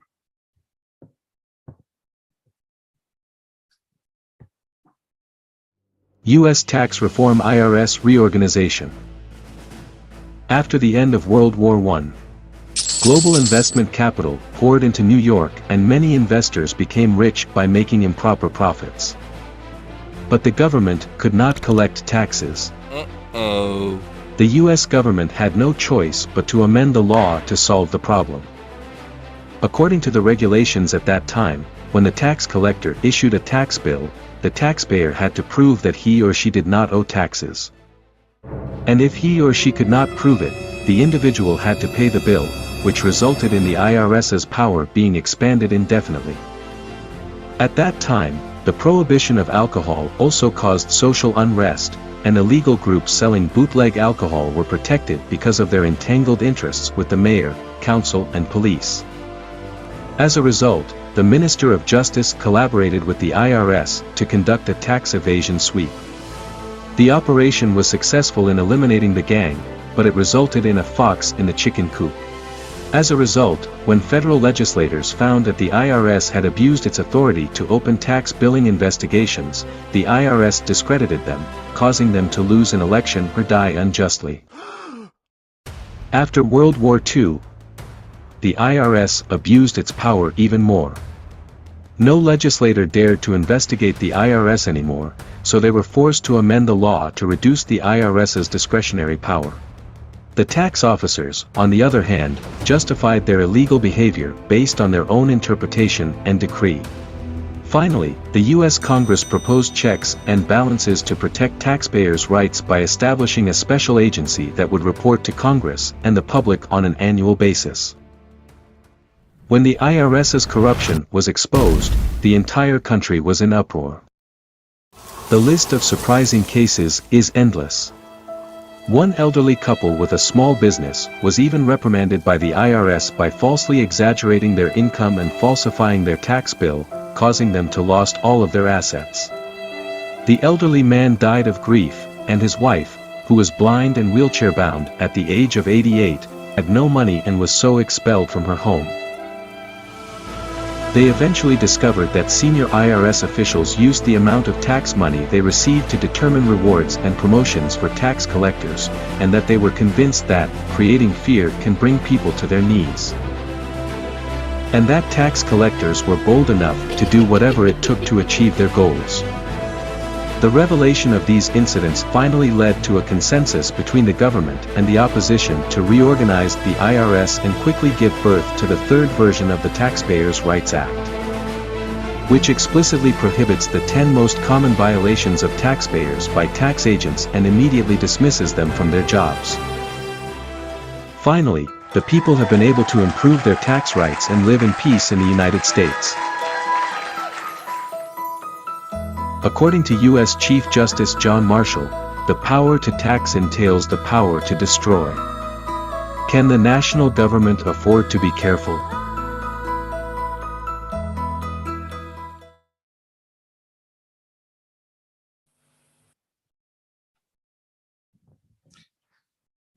Now we will listen to Mrs. Sonia Wang, teacher, Taijimen Dizi. Mrs. Sonia, the floor is yours. Thank you. Good afternoon, dear moderator, distinguished guests, and participants watching online. I'm a high school teacher. It's an honor to share this issue with you on World Press Freedom Day. The day established by the United Nations aims to raise awareness of press freedom and to remind countries to respect and promote the right of freedom of expression. This right is proclaimed and guaranteed in Article 19 of the Universal Declaration of Human Rights. The existence of this day reminds people that without the ensured freedom and rights, democratic developments can be achieved.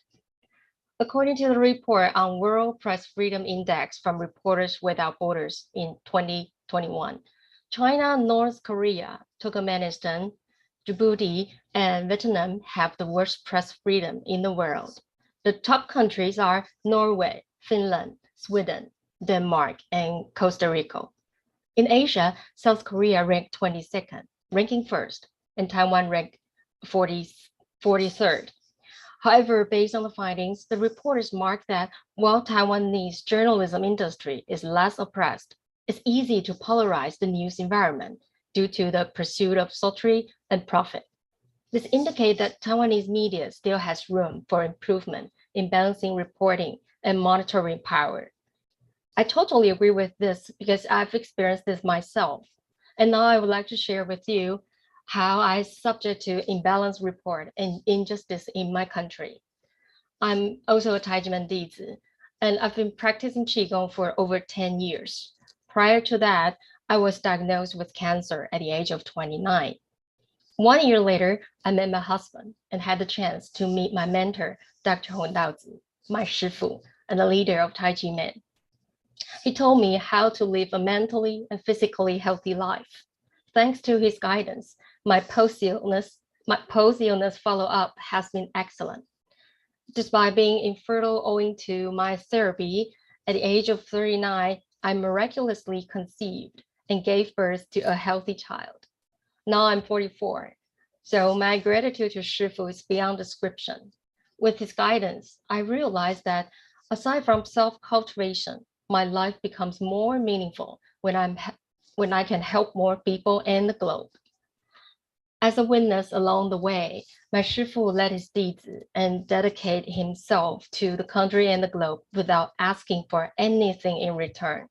However, it's incredible to see that owing to the country's injustice and rulers' bias mentality, he was tormented for more than a quarter century. Although I was not at ease when the incident happened, I am saddened every time I see misleading claims and papers that smear Shifu and Taiji men. When the incident happened, Prosecutor Ho Kuan-ren violated the principle of non-closure of investigations and spread false news on the media without evidence or investigation.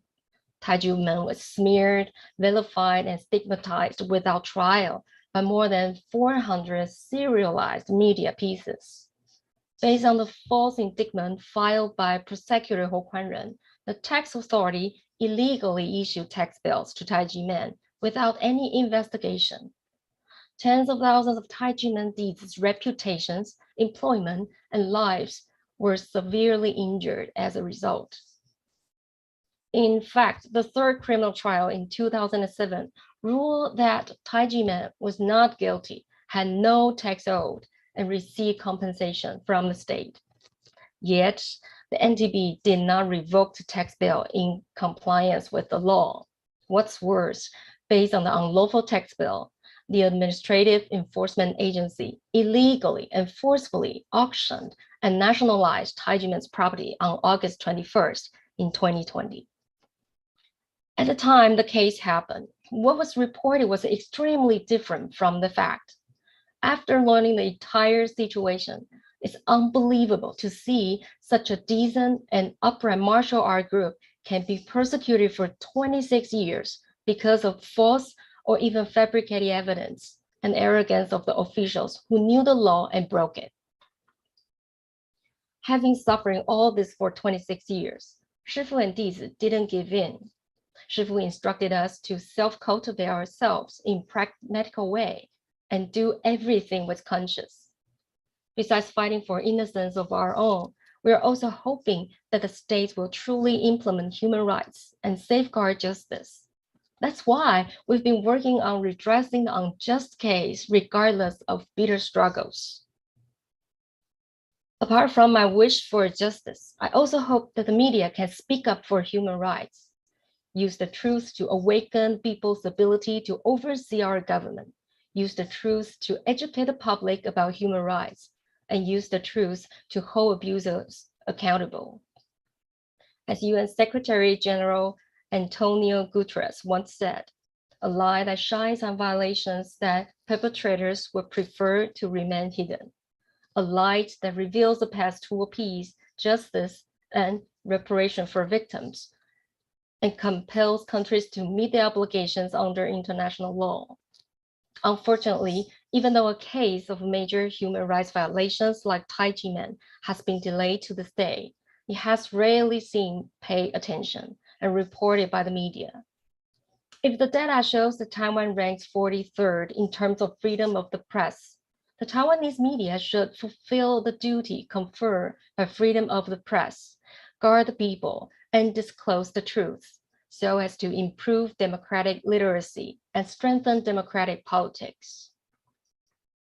I'm a high school teacher, and I emphasize the concept of rules and altruism in my teaching because I'm convinced that they are the foundations for sustaining peace and stability, and the lawbreakers will be severely punished.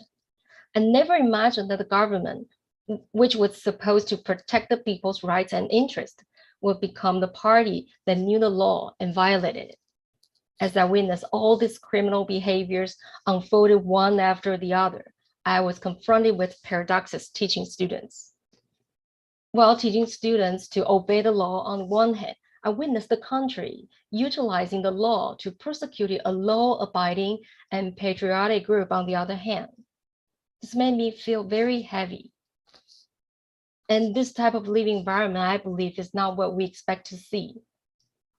I believe that Besides the memorable significance, the day reminds us the role we should play in realizing the truth and pursuing justice. As my mentor, the Vice Chairman of the United Nations NGO World Citizens Federation, Dr. Hong Daozi once said, "Truth, reconciliation, and accountability are important safeguards to prevent the recurrence of human rights violations. Restoring the truth is merely the minimum threshold for maintaining dignity. Only when redress is provided to victims and perpetrators are willing to admit their mistakes, atone for their crimes, or are punished, and justice is served, can regrets be mended, and even hatred be resolved, leading to a more stable and sustainable society." This insightful statement encourages us to speak out, as Dr. Hong suggests that people's refusal to remain silent is the source of justice and a crucial step to promote social harmony and world stability. Thank you. Thank you for your testimony. Now I give the floor to Mr. Ajong Tseng, VP Recruitment Agency, Taiwan Dizi. The floor is yours.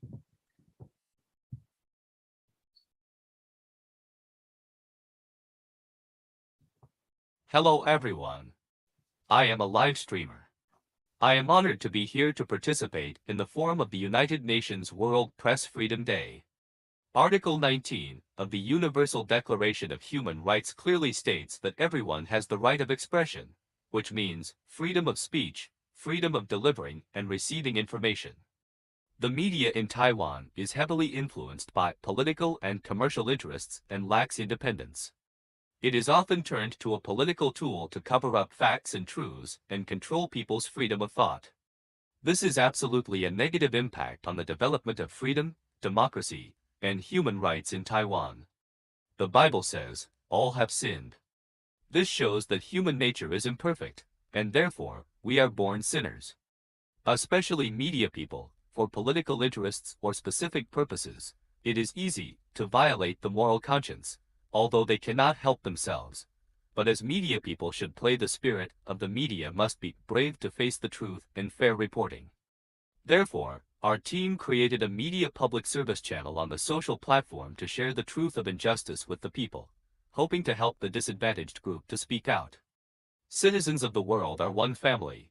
Everyone is for me, and I am for everyone, with conscience as the foundation, doing more good deeds with a sense of atonement, and making up for mistakes with good deeds. In the forum held by the organizer, the examples and discussions of domestic and foreign experts and scholars are the goals of our team's study. Especially as a media worker, we should continue to learn and improve our ability to distinguish true, false, good, bad, right, and wrong. We hope we can help the world raise awareness of human dignity and human rights. Thanks again. Here I am taking 3 cases to exemplify how the government used the media to persecute people and violate human rights for their specific purposes. First, in order to impose a traffic fine of NT $18,000, about $600, the Administrative Enforcement Agency auctioned off the house of the traffic violators, valued at NT $2.5 million, about $83,000, in which 3 generations of family was living. The owner did not even know until he got the notification of the auction.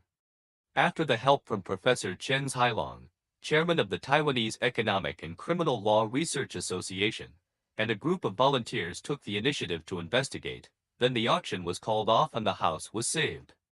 The investigation found that the Administrative Enforcement Agency did not follow the procedures set by the auction law to affix a seal on the house and waited for an objection to appeal. Instead of reflecting on the improper implementation process and violating the principle of proportionality, the Executive Office allowed the then Deputy Director Chen Yingjin to hold a press conference, using the tactic of squid splashing ink to smear the people involved as unruly people, and using the media to induce public opinion, and then produced a photo of a seal to illustrate that everything was administered according to the law. It was later found out the photo was backdated because the seal should have been imposed in year 2018, but there was an air conditioner in the photo which was installed in year 2019. The photo speaks the truth. However, for the violation of the law by the officials of the agency, it must wait for the sentence by judicial conscience. Second, the criminal procedure law stipulates investigate and keep it private. In the Taiji Men case, prosecutor Ho Kwan Ren continued to provide false information to the media during the investigation, resulting in more than 400 text reports and 70 false reports on 12 TV stations. The misreporting has created a negative perception in the public opinion that judgments are made before trial. Even Ho Kwan Ren went on TV to talk about the case openly, which seriously violated the basic human rights of not making the investigation public and persecuting the master and disciples of Taiji Men. The supervisory Yuan also took the initiative to investigate and found that Ho Kwan Ren had committed 8 major violations in the investigation of the Taiji Men case, including the violation of the rule of non-disclosure of investigation. However, the Ministry of Justice did not punish him and even allowed him to be promoted one after another. This proves that this is a case of the state's public power using the media to maliciously harm the people. As a result of the unfair media coverage, the reputation and livelihood of the Taiji Men master and his wife and tens of thousands of disciples have been severely persecuted by the public authorities for over 25 years. Third, the incident that happened on September 19, 2020 in Zhubei, Hsinchu, in which a volunteer Ms. Wang was arrested by the police for no reason and in violation of the law. The day after the incident, the former chief of the Hsinchu County Police Department's Zhubei branch, Si Boxian, held a press conference and used police website, Facebook and Line social media platforms to publish false information to smear volunteer Ms. Wang. After the incident, Hsinchu County Police Chief Huang Jiakai, Branch Chief Xia Boxian of Zhubei Branch, Chief Ya Rairan of Jia Police Station, and Deputy Chief Cai Ding Hong were transferred out of their previous positions. The new Director of Bureau, Mr. Wu Jingtian, has responded to several public representatives' questions about police abuse of power, failure to investigate in accordance with their authority, and pretending to be deaf and dumb about the police's actions. This is the misfortune of the country and the people, and it is a conscienceless behavior. Martial law was imposed in Taiwan in 1949 and was lifted in 1987. The 3 cases mentioned above are from 1996 to 2020. That is to say, from the time of martial law to the time of its lifting, it has remained the same since then. Those in power have used the media to grasp the public's consciousness, perpetuate the legacy of authoritarianism, suppress freedom of the press, and become an evil force that covers up the truth, harbors lawlessness, and violates human rights. In front of law enforcement officials, although the people are the masters, they are in fact the weakest. Government officials did not take the initiative to investigate wrongdoings in accordance with their powers, to seek justice for the people, and to vindicate wrongful and false cases. Among them, prosecutors from the Ministry of Justice and officials from the Ministry of Finance and the National Taxation Bureau used false evidence and false witnesses to levy tax cases against Taiji Men, and even the Administrative Enforcement Administration illegally auctioned off the reserved sacred land for the Taiji Men practice site. Cold-blooded officials do nothing to guarantee human rights and solve problems. Recently, the International Review Committee of the International Covenants on Human Rights is preparing to come to Taiwan for the 3rd review. In the above-mentioned cases, it is not seen that the law and law enforcement officials protect the people, which is a violation of the Universal Declaration of Human Rights, the 2 international covenants, and the rights of the people guaranteed by the Constitution and laws. When I was reporting, the media friends I made were also messengers of justice, like some live broadcasters, and there were countless others who helped forward, share, like, and leave messages, to encourage more people to speak up bravely and do righteous reports with conscience. We call on the media to wake up, report the truth, respect the people's right to know, and perform the function of the 4th power, to urge the government to reform and realize human rights protection. Thank you all.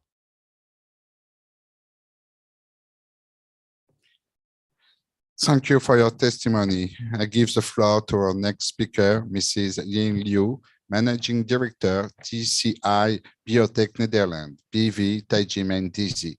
Mrs. Ying Liu, the floor is yours. Thank you very much. Because we're running out of time, so I think my part I will condense to the angle from someone who also lives in the Netherlands. Yeah.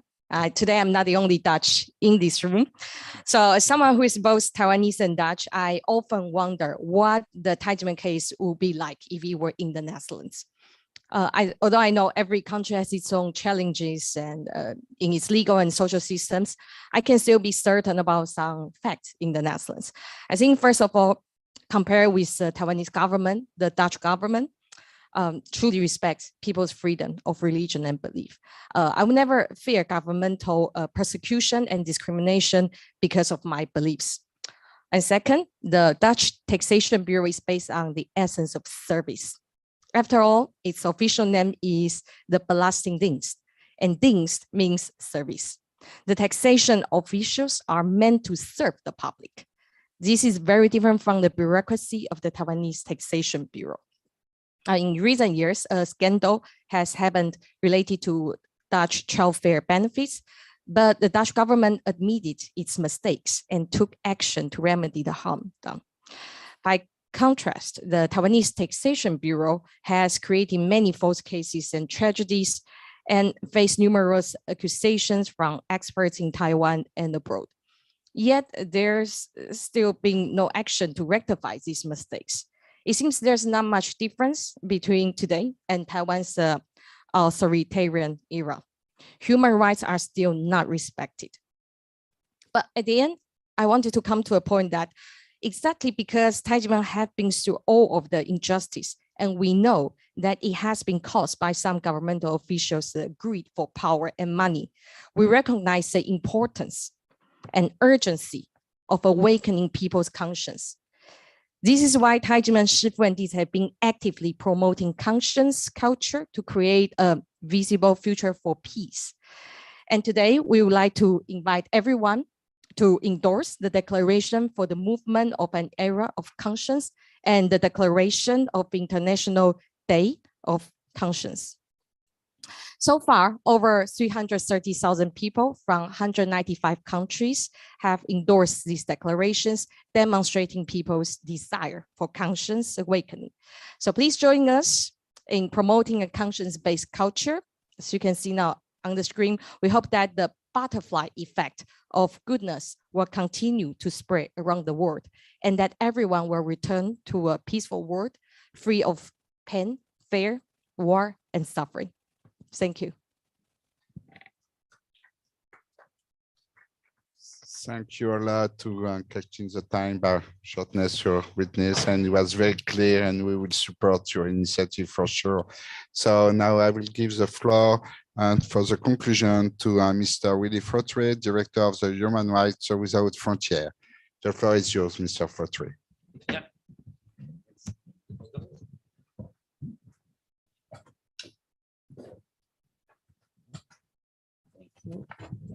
Stay. Don't want to be alone. Want to be in good company.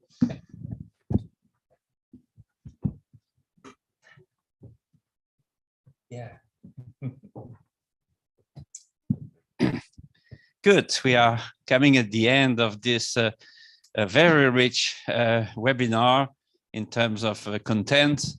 And just to remind, to recall that yesterday, and it was said several times, it was the World Freedom of Expression or the Media Freedom Day, and lots of initiatives were taken a bit everywhere to celebrate this day. The zero press freedom in Russia to report about the invasion and the war in Ukraine shows how important it is to support bloggers, journalists, and media outlets. Indeed, when freedom of expression is muzzled, there is a vacuum that a dictator can easily fill in with his propaganda to be accepted as being the truth. In fact, his truth. Brave journalists risk their liberty and even their life to report freely and independently. But there are also so-called journalists who willingly contribute to spread fake news because of monetary or ideologically corruption, said Massimo Introvigne. This is the case in the dictatorial regime of Vladimir Putin, but it is also the case in democratic countries like France, Germany, Italy, and even the US. where peaceful and law-abiding religious and spiritual minorities have been raided by state armed forces with tragic consequences.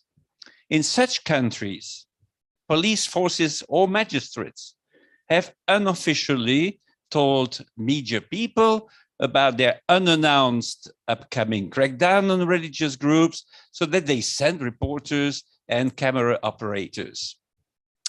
This is what also happened to Taiji men in Taiwan in 1996 when prosecutor Hu perpetuated this illegal practice, an unethical practice. As a result, Taiji men, its leaders and its members were demonized by media people whose biased, shocking storytelling was just meant to increase the sale of their newspapers, but indirectly, they also served the interests of the state, which wanted to stigmatize Taiji men and find some sort of public justification of its operation. As a conclusion of his presentation, Massimo Introvigne said, as we celebrate the World Press Freedom Day, we should tell journalists that we are here to defend them, to defend their freedom, but we cannot defend them against themselves. Marco Respinti paid a vibrant tribute to US Senator Orrin Hatch, who passed away 2 weeks ago at the age of 88. His two main interests were the fight for religious freedom and against abuses of the tax administrations targeting religious or spiritual movements. Senator Hatch was well aware that leaks from state officials to the media did not happen by coincidence, but were an attempt by some tax bureaucrats to damage certain movements for ideological or political reasons.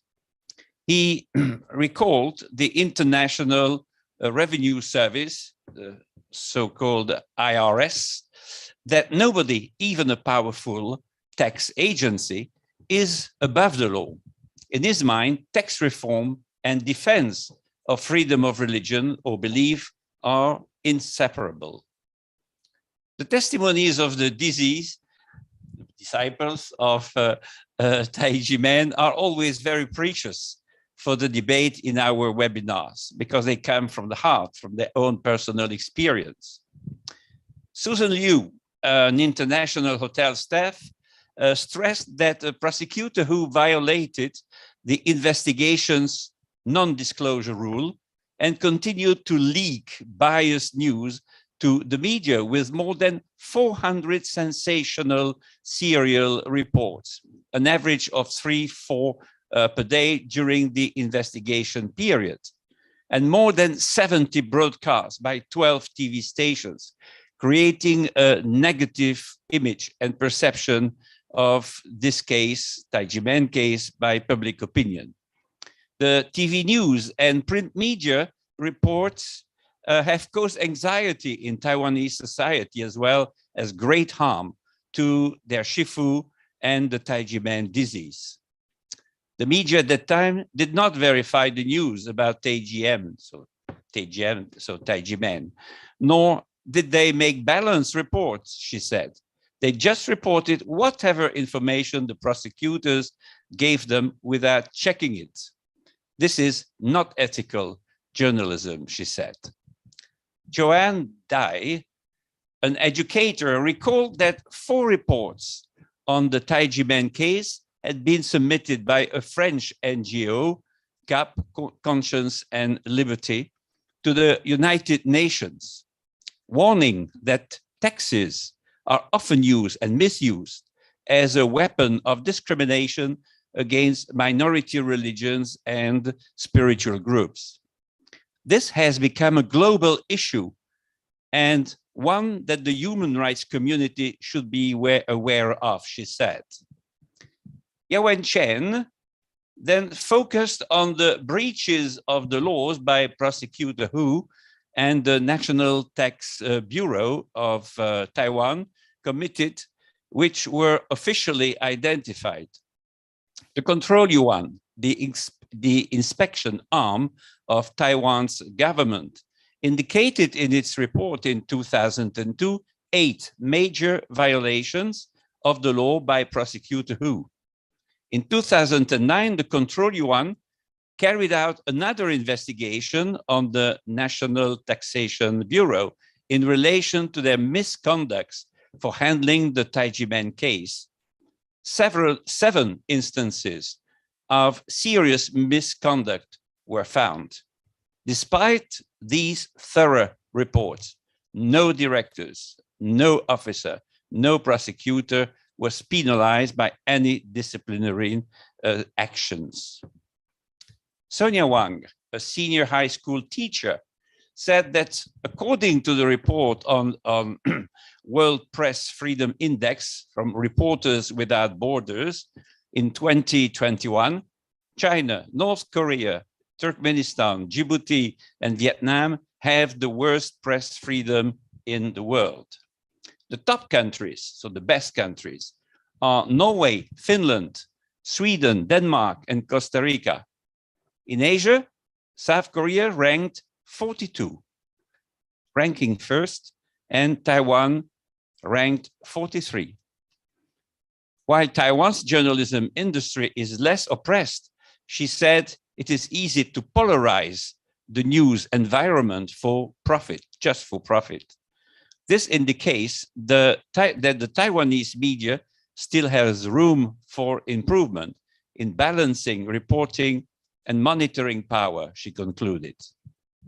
Ajong Tseng, that we have just heard, a live streamer, stressed that the Taiwanese media is greatly influenced by political and commercial interests.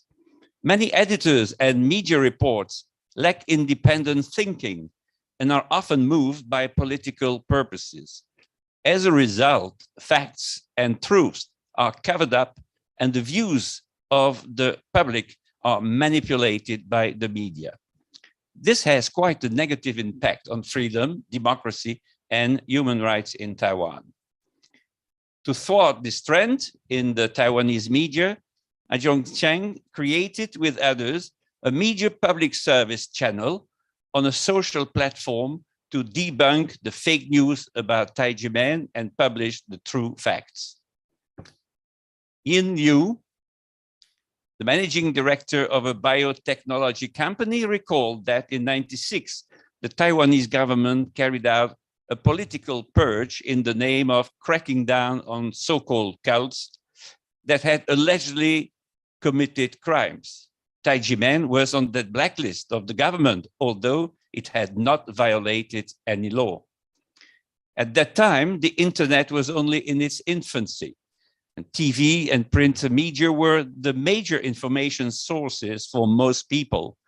For this reason, when Taijimen was demonized by the government and the media, hundreds of thousands of Taijimen Dizi were also vilified, stigmatized, discriminated against in society.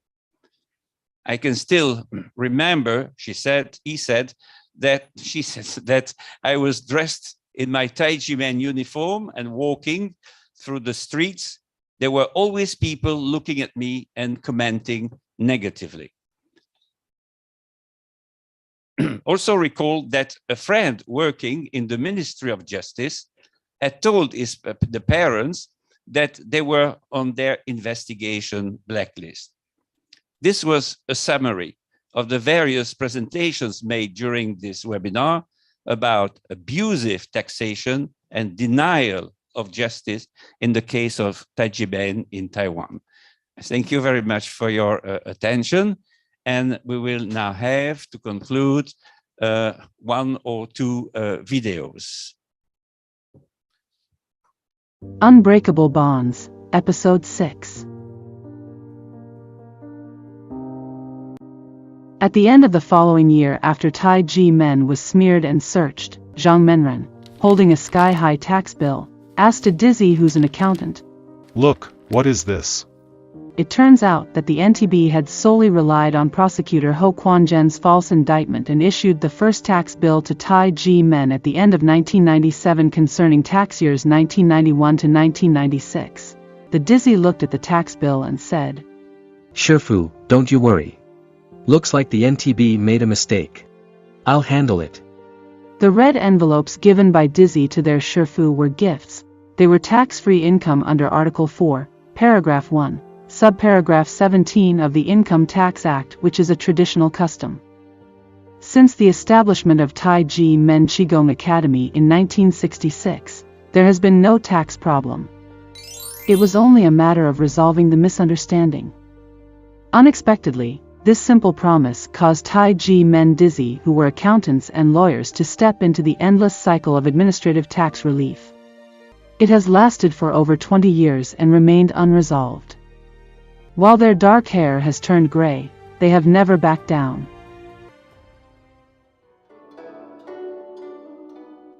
Taiji Men is a member of the Taipei Martial Arts Association, Taipei Taoist Association, Chinese Martial Arts Association, Chinese Qigong Association, and Taoist Association of the Republic of China. The Ministry of Finance once stated in its directive, gifts offered by believers to churches and preachers are exempt from income taxes. The Taipei Martial Arts Association, Chinese Martial Arts Association, and Chinese Qigong Association all have issued written statements, emphasizing, none of our member organizations have ever been taxed by the NTB for accepting red envelopes given by their Dizi. Both the Constitution and civil law guarantee people's freedom of gifting.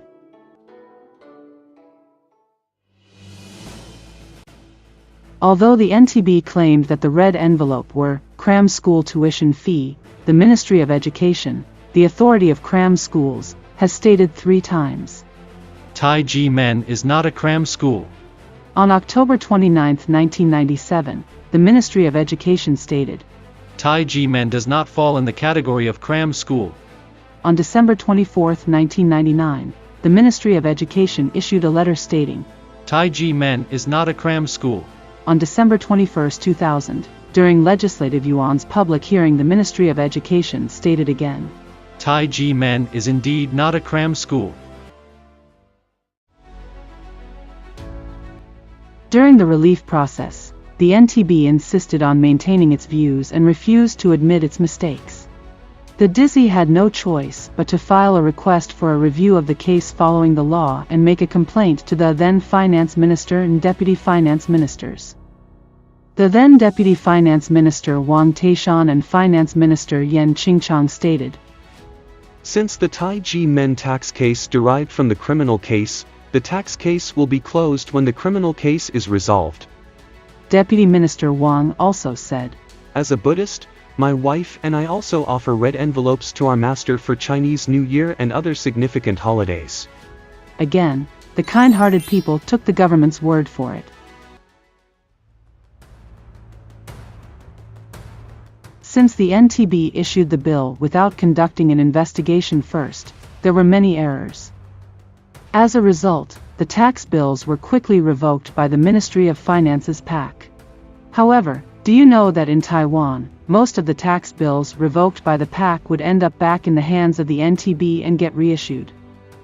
The revocation was just an illusion.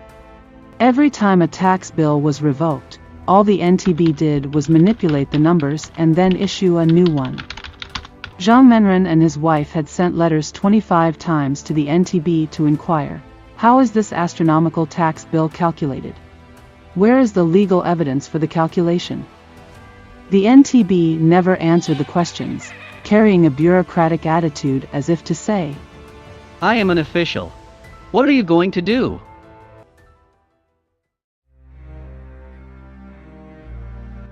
The Taiji Men tax case has been through an endless cycle of tax bill issuance, recheck, appeal, and cancellation.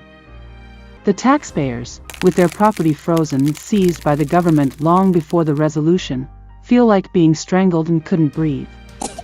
They are extremely vulnerable in the administrative relief process. To clear Taiji Men's name as soon as possible, more and more Dizi devoted their time and joined the team to rectify the injustices. Although they were not all accountants, they were willing to study and do their best to help. Unfortunately, after Chang Xingford became the Director General of the NTB of Taipei, the situation got more dangerous. From 1998 to 2002, the PAC revoked the tax bills 5 times and each time requested the NTB to investigate the nature of the red envelopes. In 2002, the NTB conducted a random survey by request. The results showed all 206 respondents attested that their red envelopes for Shurfu were gifts. But the NTB of Taipei forged the survey results, lying that only 9 respondents attested that they were gifts.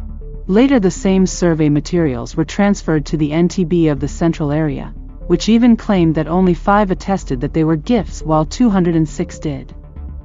In addition, Ling Zhongyuan, who is the director of the Taipei Municipal Bureau of Internal Revenue, even generated a form, tampering with the donor as 0, which means no one. Because the NTB forged the survey results, Taiji Men failed in its 6th administrative appeal. The first administrative litigation in the tax dispute began in July 2003.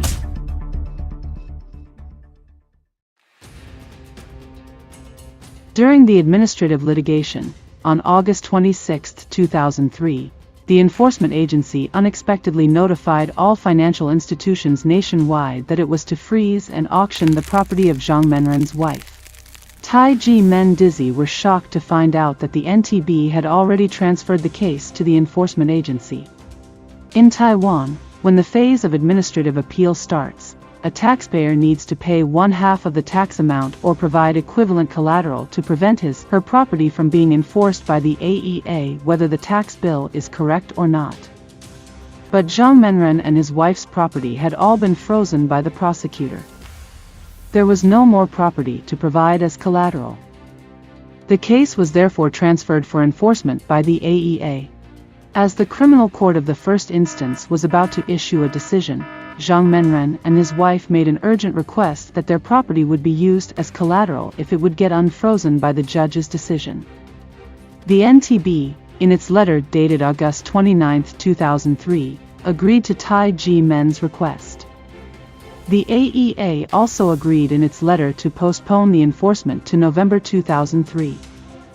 Please note that on October 15, 2003, Taiji Men was informed by the court that the property was unfrozen. However, the NTB secretly issued a letter to the AEA on October 20, 2003, asking it to execute the enforcement prior to the previously agreed schedule, without notifying the party concerned.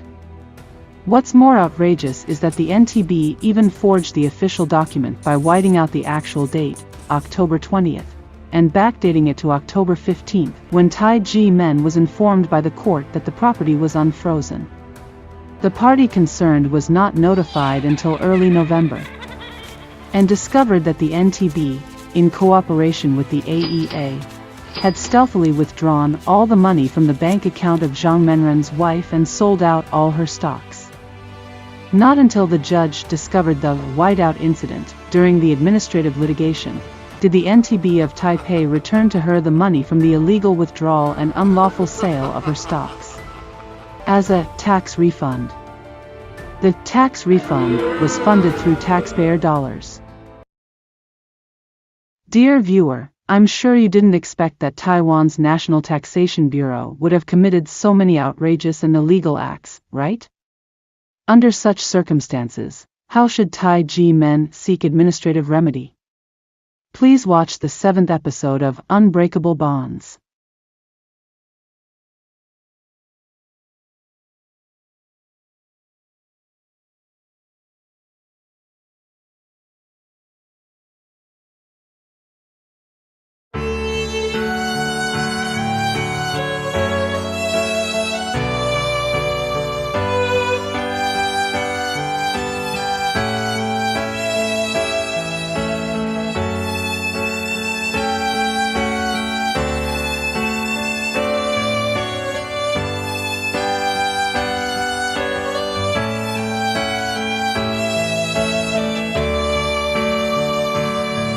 Let us illuminate our inner lights, calm our hearts and pray for the world.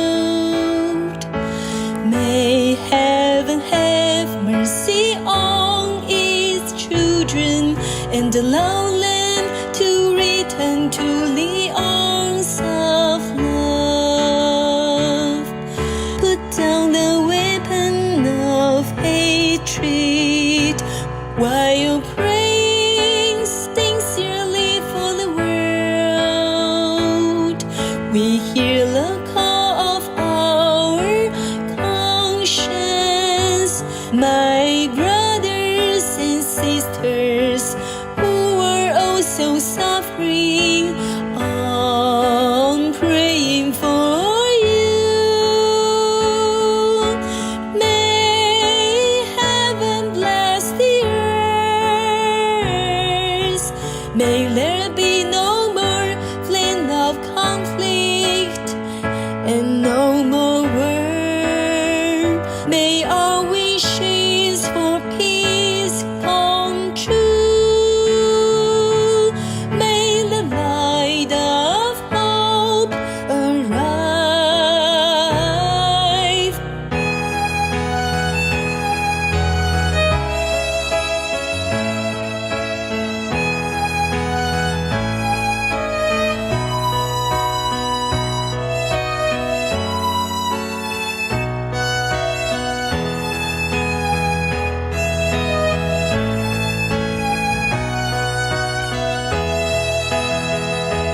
Let us use love to relieve all our fear and pain with confidence and courage. People will rebuild their homes. We are grateful today that you and I are moving forward together. Praying for the world and singing peaceful songs to warm people's hearts. Smile from your heart, love yourselves and the people